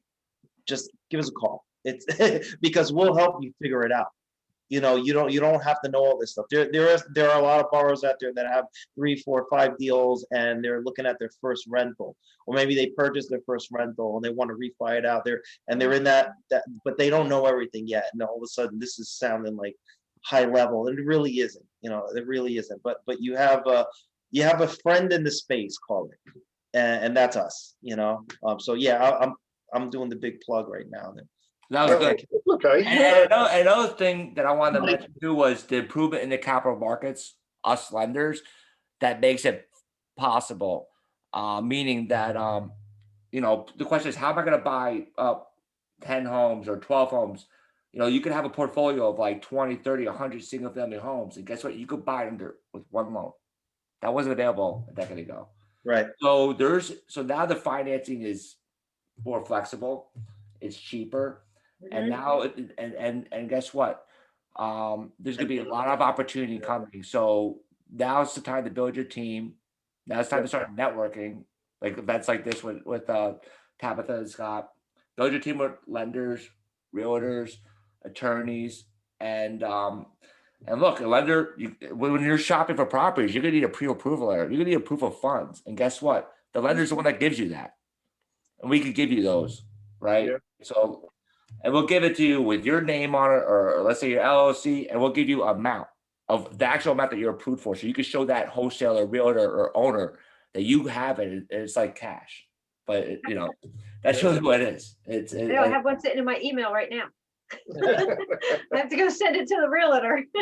And another thing I wanted to throw out there, based on what Daniel just said, was, it sounds like a lot of high-end discussion here. If you're still skeptical or nervous or hesitant to talk to ARCAD, because some people look at you guys and go, man, you guys are so knowledgeable, you have all the money, people get that fear factor, reach out to us. Come talk to us, and we'll make the introduction, or we'll be us. Yeah, we'll be the mediator between them till you get comfortable with working with ARCAD. But we know the guys at ARCAD. We're human. We put our pants on just like you did. That's what we like. We're the same. We're nothing, like, we're human. Like, don't. So people understand. I met Mario when he was doing 52 houses in 52 weeks. Yes. How many years ago was that? Oh, wow. 52 houses in 52 weeks. Yes. Yeah, that's called leveraging. Oh, we were doing it 10 years ago. Yeah, that was a long time ago. And I remember that, and I'll never forget it. And he said that, and I sat there and said, how the hell is he doing that? Where does he get the financing to do 52 houses in 52 weeks? Walked into a different networking event, and I was like, oh my God, this guy's going to do 52 houses. Holy crap. Yep. I'd like to get to know him, but that scares me. He knows what he's doing. Yeah. So It's I've intimidating, been there. It is. It gets to be know, intimidating when you see. hear terminology and topics, and you guys are well versed, but we know you guys are from where we're sitting and where some of the people are sitting right now. Mario's doing 52 houses in 52 weeks. Yeah. And if you know his story, he started flipping in college without having any freaking clue on how to do anything, right? And now he's not only a lender, but he's a developer, a landlord, still does flippings. He does everything. ARCAD is involved with all of those transactions and all a part of it. So that's why we like working with ARCAD, because we're like, listen, they're still in the trenches with us. They understand what we do. The other lenders, I can tell you what they say. Oh, so how'd you form your business? Well, I got me and 3 other guys from Wall Street and formed this company that lends out money. But you've never done rehabbing. You've never done renting. Now some of them are starting to get into the higher end. Oh, we're buying apartment complexes because they could see the wealth and the cash flow out of it, right? But they've never been where a lot of the people are at in these seats here going, how do I do this? How do I do this? Yep. So when we tell people, go to ARCAD, talk to them, reach out to them, have a conversation, they know. They'll work with you. They'll help coach you. They'll put you in contact with, if they can't help, they'll put you in contact with people like us or other experienced investors that can work with you and help guide you as well. So it's all about building that relationship. And like they were just saying, it's I don't know if the gurus are talking about it, but I remember when I first started getting into it, it was your power team. Who's your power team? Your attorney, your title agent, your accountant, your lender.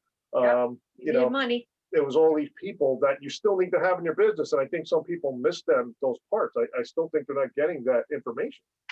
I have another question over here. Someone has a 10-year non-recourse loan and I want to refinance. What's your interest rate on the kind of loan? And it's in Texas. Texas. Probably not covered in ice. I think to keep it simple for time purposes, we could give you this. We have something on our website. Go to our website. You can fill. It's like for a quick quote. You just fill in the pertinent information.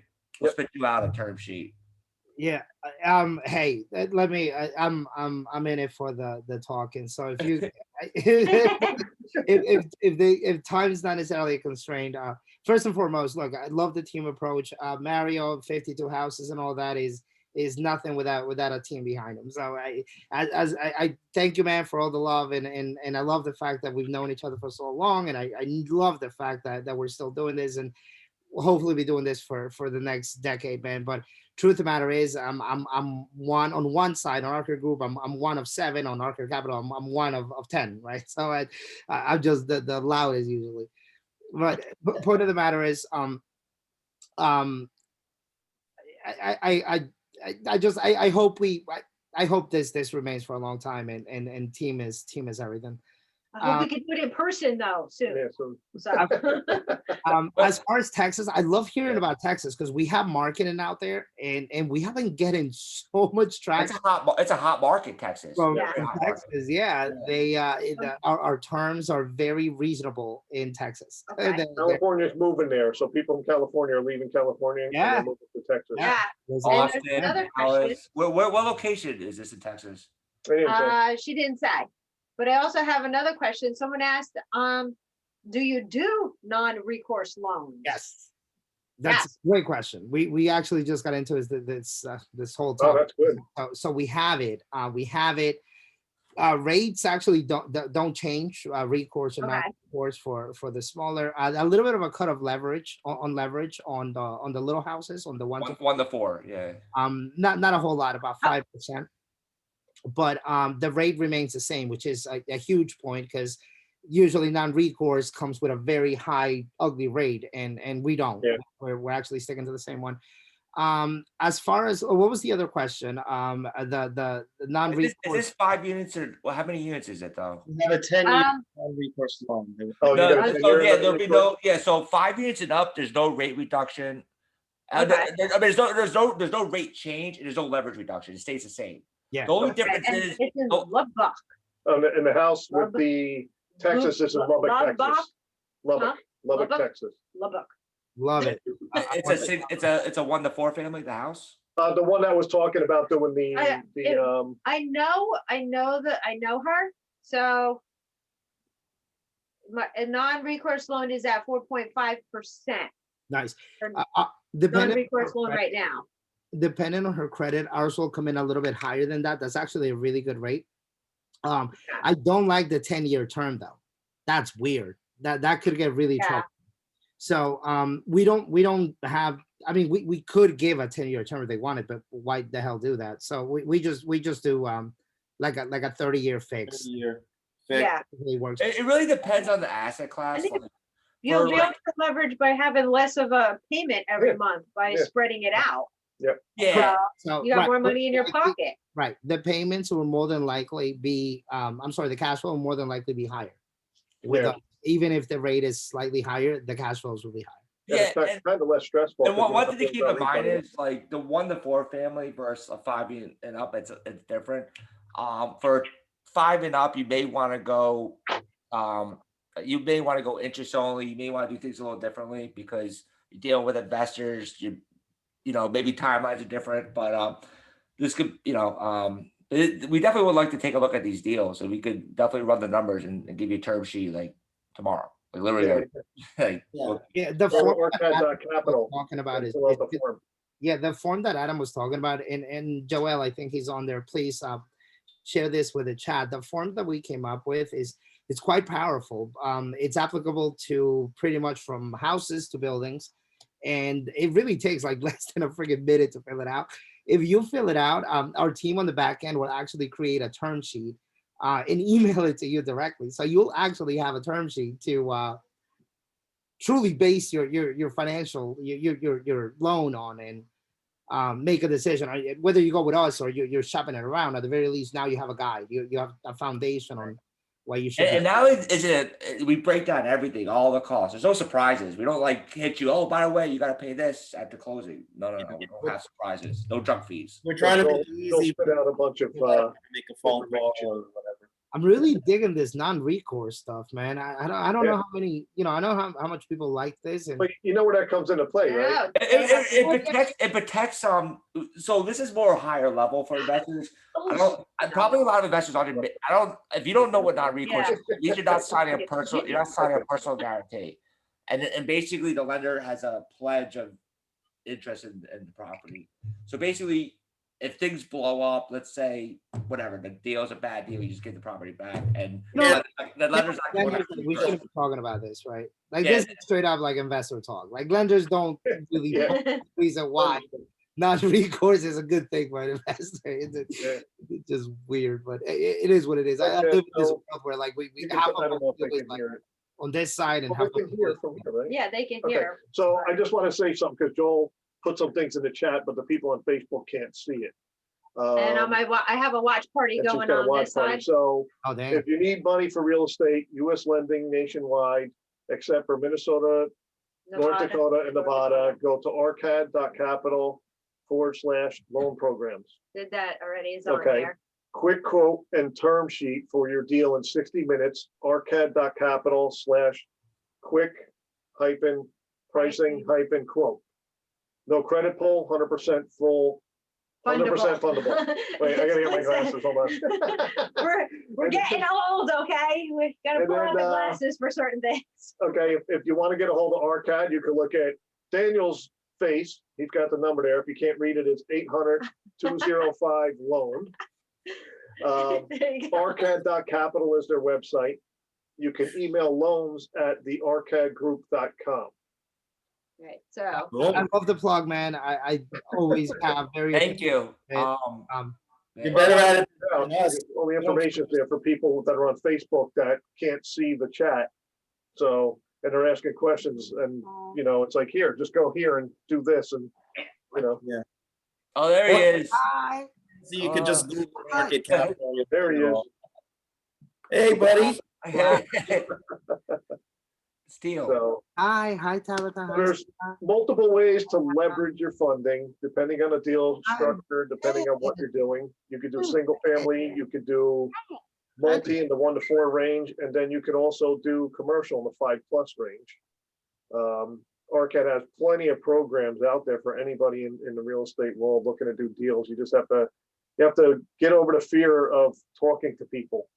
oh, I think a lot of people have that fear of picking up the phone and having a conversation because they might hear the word yes instead of no. yeah, that's the worst thing that happened. Right? You know, I have to, if everybody has watched one of the movies, one of the Batmans, he's standing there and the guy that runs really fast, Flash. Flash. So he's standing there and the kid is scared. But he's Flash. I mean, come on, you can run so fast. You can do it. And he's standing there. He's like, I'm scared. I don't know what to do. Just save one. So just start one. Yep. After you do the first one, it gets easier. First one's the hardest. It So, Just take action. It becomes Take action, addictive. take it. yes, It's Yeah. addictive. You have to become addicted to this. It's fun, trust me. And Oh, it is. It's a drug. oh, I love smashing and trashing walls. You have no idea when my kids said that they wanted to own a demo and debris removal and they started that business. I am their free labor any day of the week. I am there. I love putting my foot through a wall or, ripping. They actually helped me out one day. I had to take out a couch, and then I was like, "Oh, can you take this, this, and this?" Got a bunch of stuff out of my garage. They take everything hazardous material pretty much. They're great too. They're Yeah. awesome. The hazard materials, they don't have the hazmat, the license for that. Yeah. And if other companies, including your dumpsters, people don't realize this. If they get caught if those chemicals, paint and stuff in your dumpsters, and you dump them on there, And and they see it. they find out it's you can get up to $50,000 fine Whoa. for putting those paints and the chemicals, even your Lysol sprays. And if they want to fine you, they can. Yeah. It's considered a They chemical. can't go hazardous in the material. trucks or Shouldn't be the in yeah, it's dumpsters. not supposed to be in dumpsters, and people tend to throw the stuff in garbage bags and Just throw it in saying. there, but if it gets caught, then the dumpster company gets fined, and then it comes back on you, because you're the one that rented the dumpster, right? So, just a food for thought there. Just, You want to do things right. Don't go cheap. Do things right, and yeah. That's what, Exactly. that's how we always are, I don't like bad things happening. There's And enough pay a things- little bit more because cheap labor isn't skilled and skilled labor isn't cheap. Correct. you're gonna pay for it later. when you go cheap. There's you know. nothing more expensive that there's a bunch of derivatives of it. There's nothing more expensive than doing something cheap. Yes. Because you have to do it 2 or 3 times to fix the first time. I know, they call us in to fix those problems. Very costly. Awesome. All right, I'm All right, still any other typing. questions? All right, So still you're still typing typing, here. just waiting for that to go through. Pricing Um, slash. Any last food for thought here, guys? Let's start with Daniel. What do you got? Any last items, tidbits, food? Not really. I mean, give us a call. Like I said, we're here for you. We've been there, we've done that. Going back to the fact that we are just people. We're flippers and developers by nature first. We just understand you guys, and the reason why we can work out some of these deals and figure out some of these things is because, again, we've been there, and quite honestly, we've made tons of mistakes. I don't pull the car. I tell that to people all the time. They think it's funny, and, and I kind of say it as a joke, but it's true. I'm seasoned because I've been through what you've been through, and I don't know how many times I'm talking to a borrower and I'll tell them what they're going through without them even letting me know. And I say, listen, I have an idea of what's happening here. Is this what's going on? And they go, oh, how did you know that? Because it happened to me 5 years ago. Now let's figure it out, because I also got out of it, because that's my high. My high in this business and real estate is going through the challenges. Not that I love them when they happen, but getting through them. Mario and I have been through ups and downs in this business, and we have made it here, and we continue to go. We're going to continue to climb, and that's what has made us what we are. So, if you really want some knowledge, you really want to get this business going, you really want to work with a company that's going to help you get there, and really has a vested interest in your success, we're the ones you should contact, bar none. Just saying. That's all I got. All right, thanks. Mario, what's your last tidbit? You got anything, or wrap it up?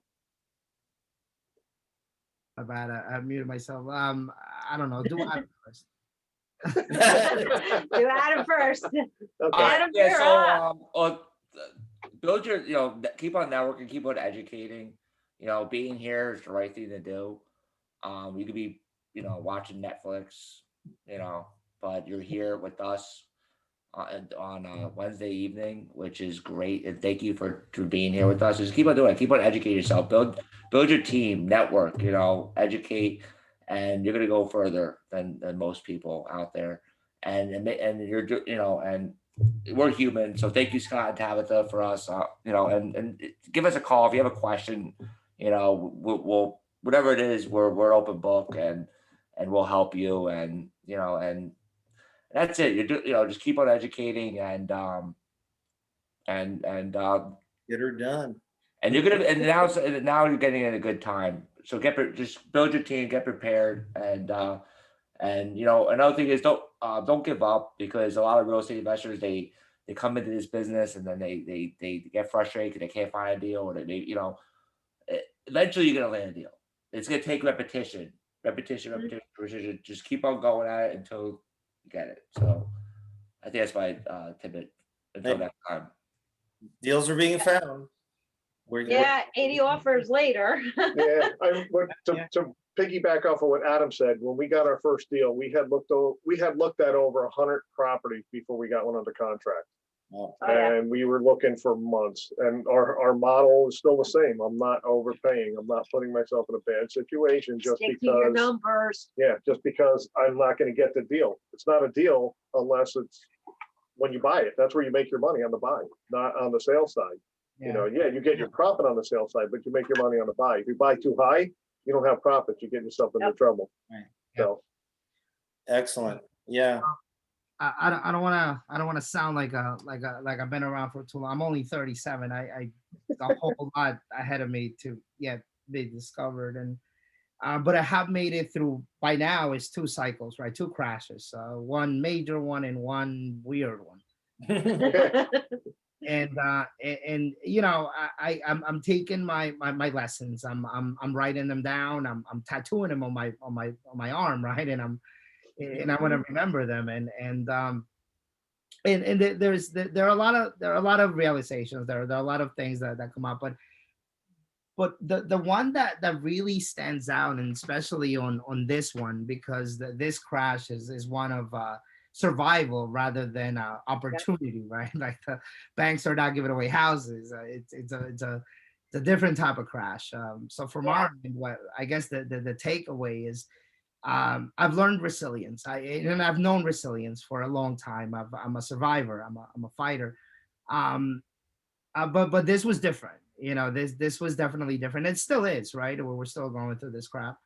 Um, Resilience and being able to pivot, being able to readjust, being able to not freak out, right, and not think the world is really coming down. And although nothing is always, you know, peaches and cream and black and white, and you know, being able to be resilient and being able to really kind of like you guys, right, stick to what you know and build upon that, and not yet pivot and explore different things, but keep your core and remain what got you here in the first place, right? Like being able to have that and maintain that during times like these, I think speaks volumes, you know. So That's what makes a true investor, right? yeah, absolutely. So if you're just getting into this and you think things are tough, you're not finding deals, too many wholesalers. I mean, we hear it all, and frankly, they're all valid.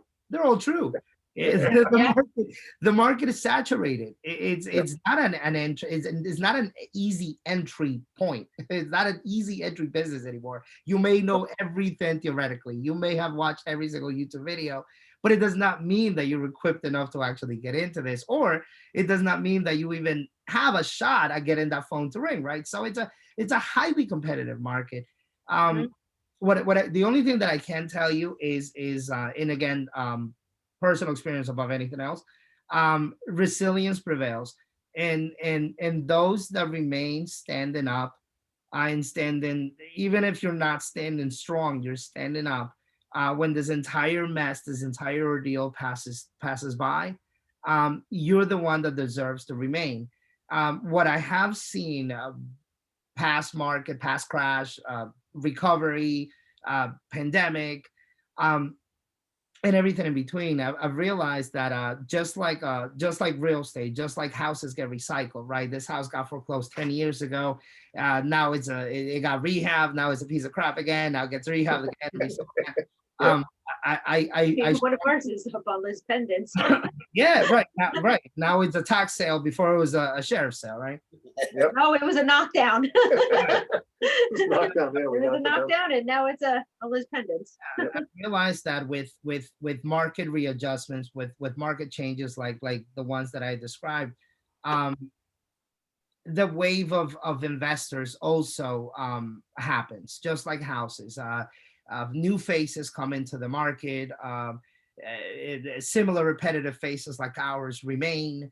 And some of those new faces fade away. Some of those new faces become the old faces, right? So it's this cycle that I keep seeing, and by now I almost find it amusing, right? Like I can almost I play a game. I go, yeah, this one's staying, this one's not, this one's not. No, these guys, they're good. They get it. They're gonna make it. So, that being said, I guess the point of me saying all this is there's almost like there's no secret sauce. And Adam and Dan are right. This is no rocket science, but it does require a certain degree of resilience.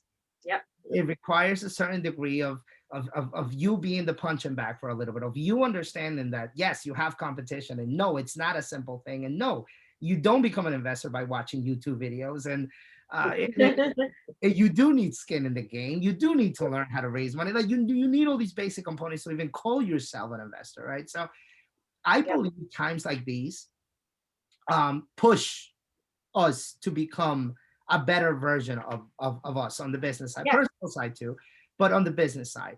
So I believe these market corrections that are happening, although they may feel like they're making everything a little more difficult for everyone, for those of us who know how this works, we know this is a temporary pain.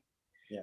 For those of you who don't know how this works, understand that this is a temporary pain, that this isn't the norm, that if getting into the business is what you've decided to do, and if and it feels difficult to make it, understand it's supposed to. You got into it in a time where everyone else got into it, so it's bound to be difficult. But understand that with like just like any other wave, as the tide goes down, a whole lot of that competition goes away. Yeah, I have an The- uncle who's saying that the same thing. Like getting in now's when you're learning. Now's what you're saying is learning it now. Get in, start, get your feet wet. Now's Right, the when you time. keep up, right now is you learn how to shoot a gun. Yeah. Yeah. So So yeah, definitely. now here's the part that I think some of us who are in the front lines will benefit greatly from this. Some of us that have remained and not, flopped or gotten out of the business, bankrupt, whatever the hell case may be, will be in line to benefit from.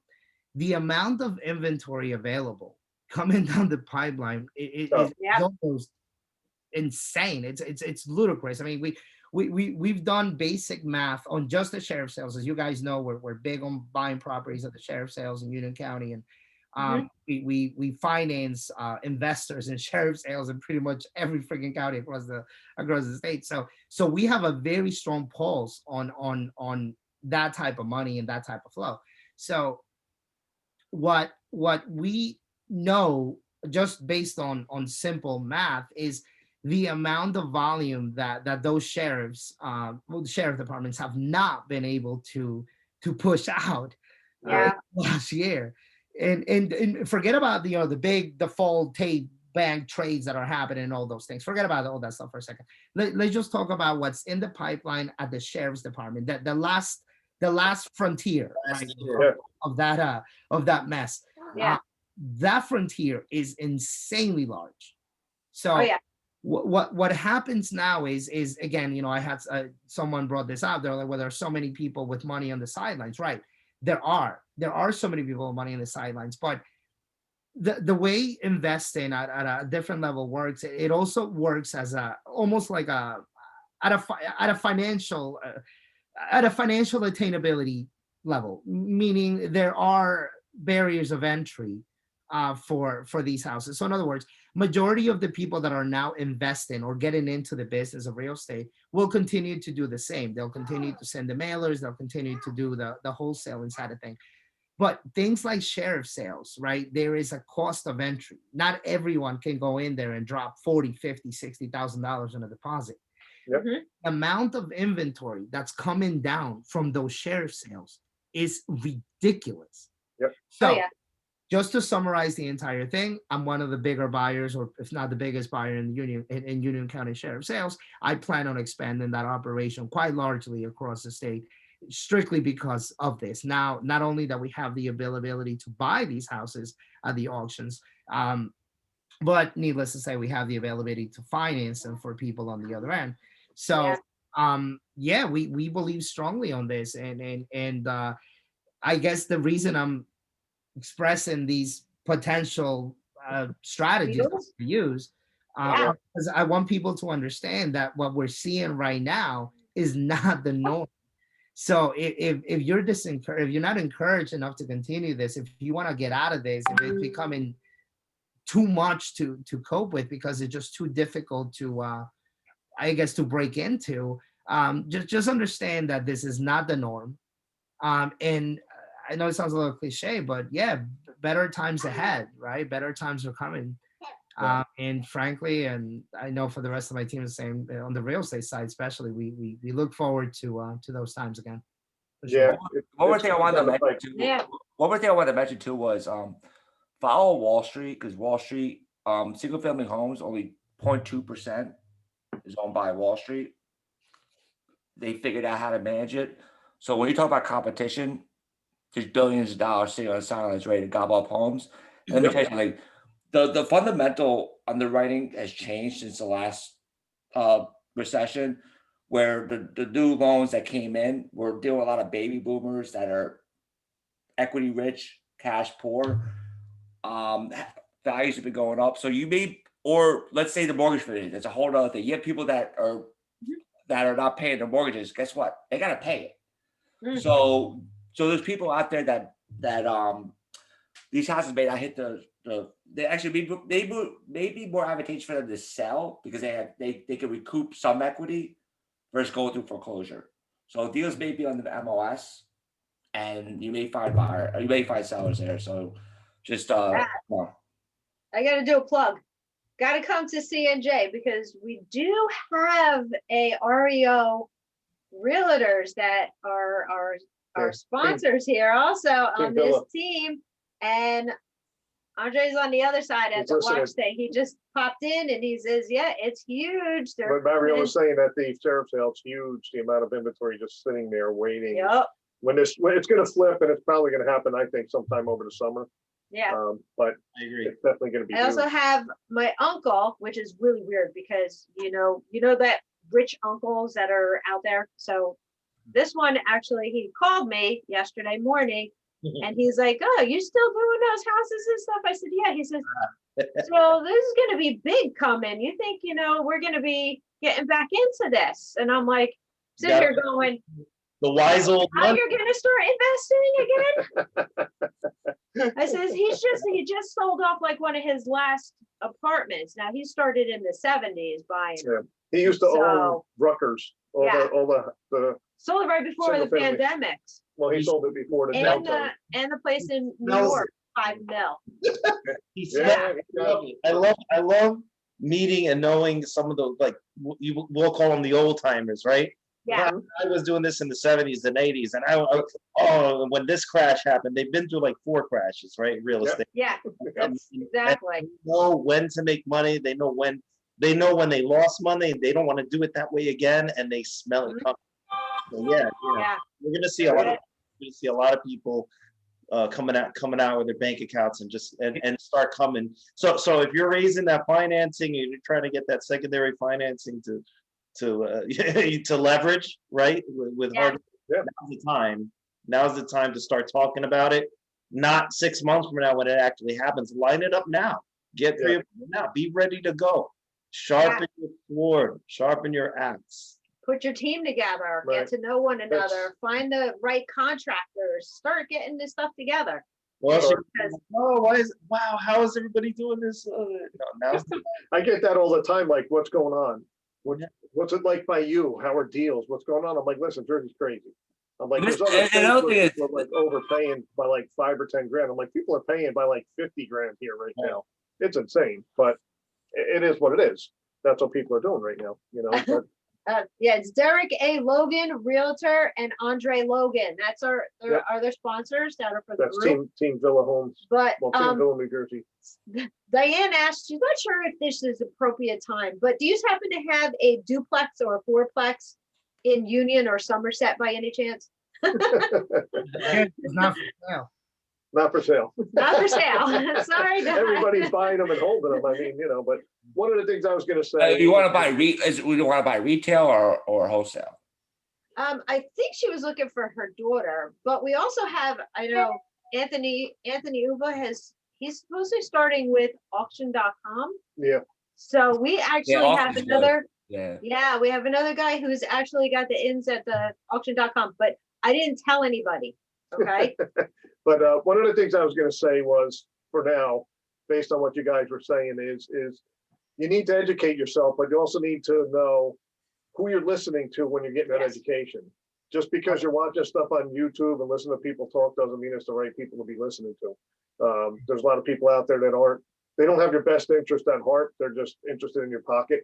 So you got to watch that, and you got to watch the people that aren't doing what you want to do. Don't listen to them because they're just going to tell you wrong information. And if you fail, it's okay, because that's how you learn. Like Daniel was talking about, you go up and down, you make mistakes, you learn. Just fail forward. Don't fail backwards and repeat similar things over and over. We've seen people do that where they kept repeating the same mistake over and over, and they can't figure out what's wrong. And it's like, it's you're doing the wrong thing. Keep doing it over and over.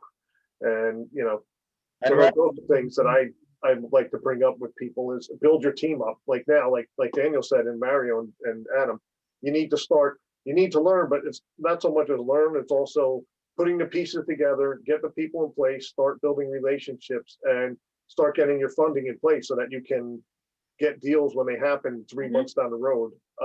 Also, for those out there, is work on your personal credit now. Start fixing it Absolutely. now. You know, get your credit scores up for borrowing. Because if you can't get private lenders, you can leverage hard money. There's other ways, but sometimes you're going to need to use your credit score to back you. No, You're So- still gonna need- get your paperwork in order because he says he'll be calling auctions in Middlesex, Monmouth, and Ocean County. Right. I'm there. That was that was the. So I got my papers in order already. Arcad knows me. And they lend at auction, so we actually almost went on a deal with somebody that they know. We didn't get it because we both went there at the same time. Oh, and yeah. we were gonna JV on a deal and we just looked at it and said, what's the price point? And if it goes past this price point, we're done. We're not gonna buy on it because it was an auction property.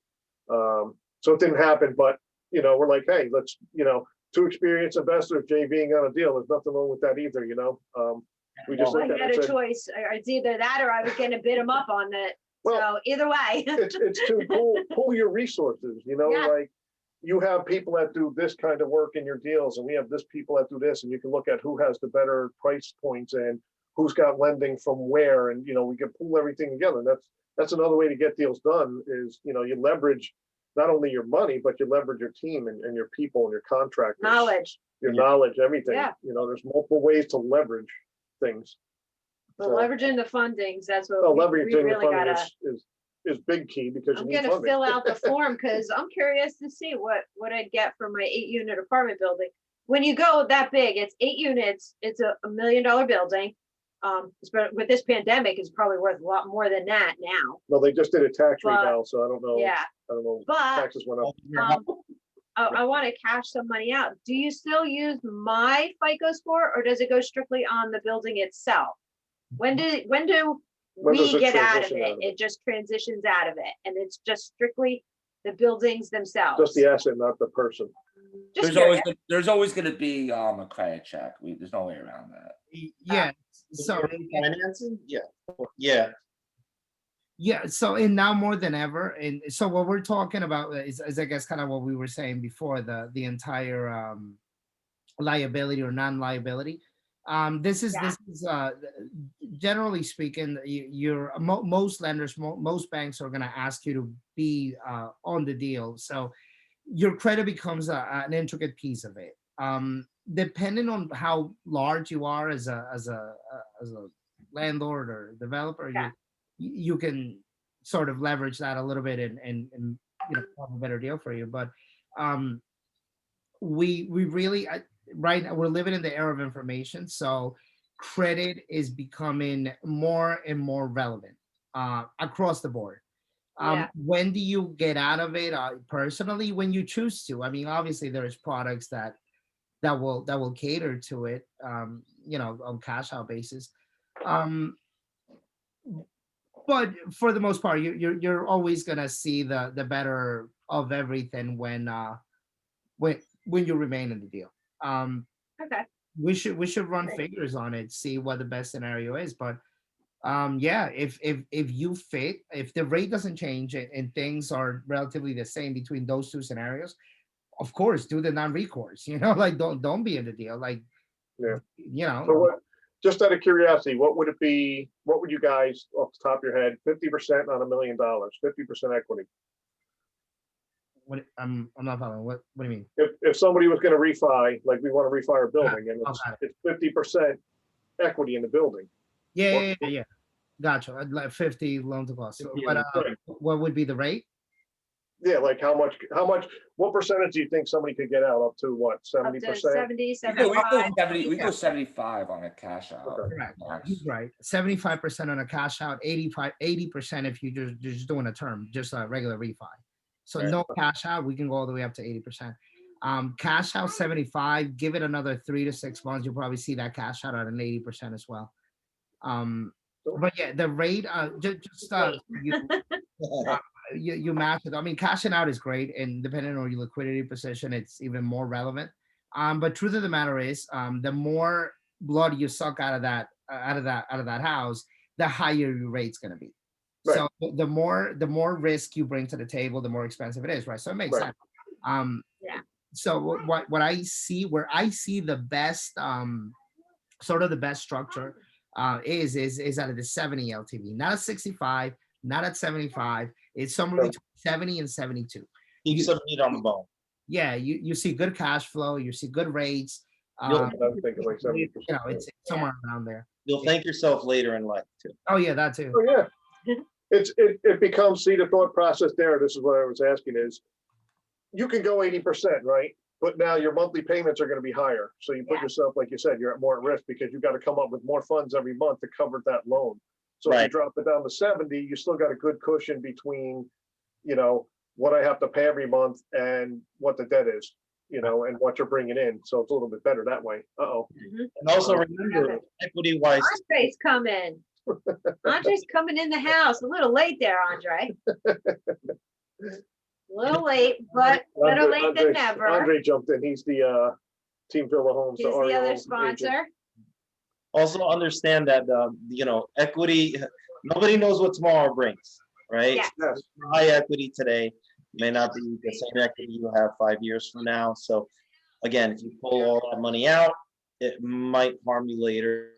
And when you have to make a move because of a life concern, because whatever, that those sometimes those buildings you have are piggy banks, right? And you might want to sell one, and then all of a sudden you're at this high leverage. You don't want to be underwater, or So be careful with pulling out your money. Pull some out, it's fine.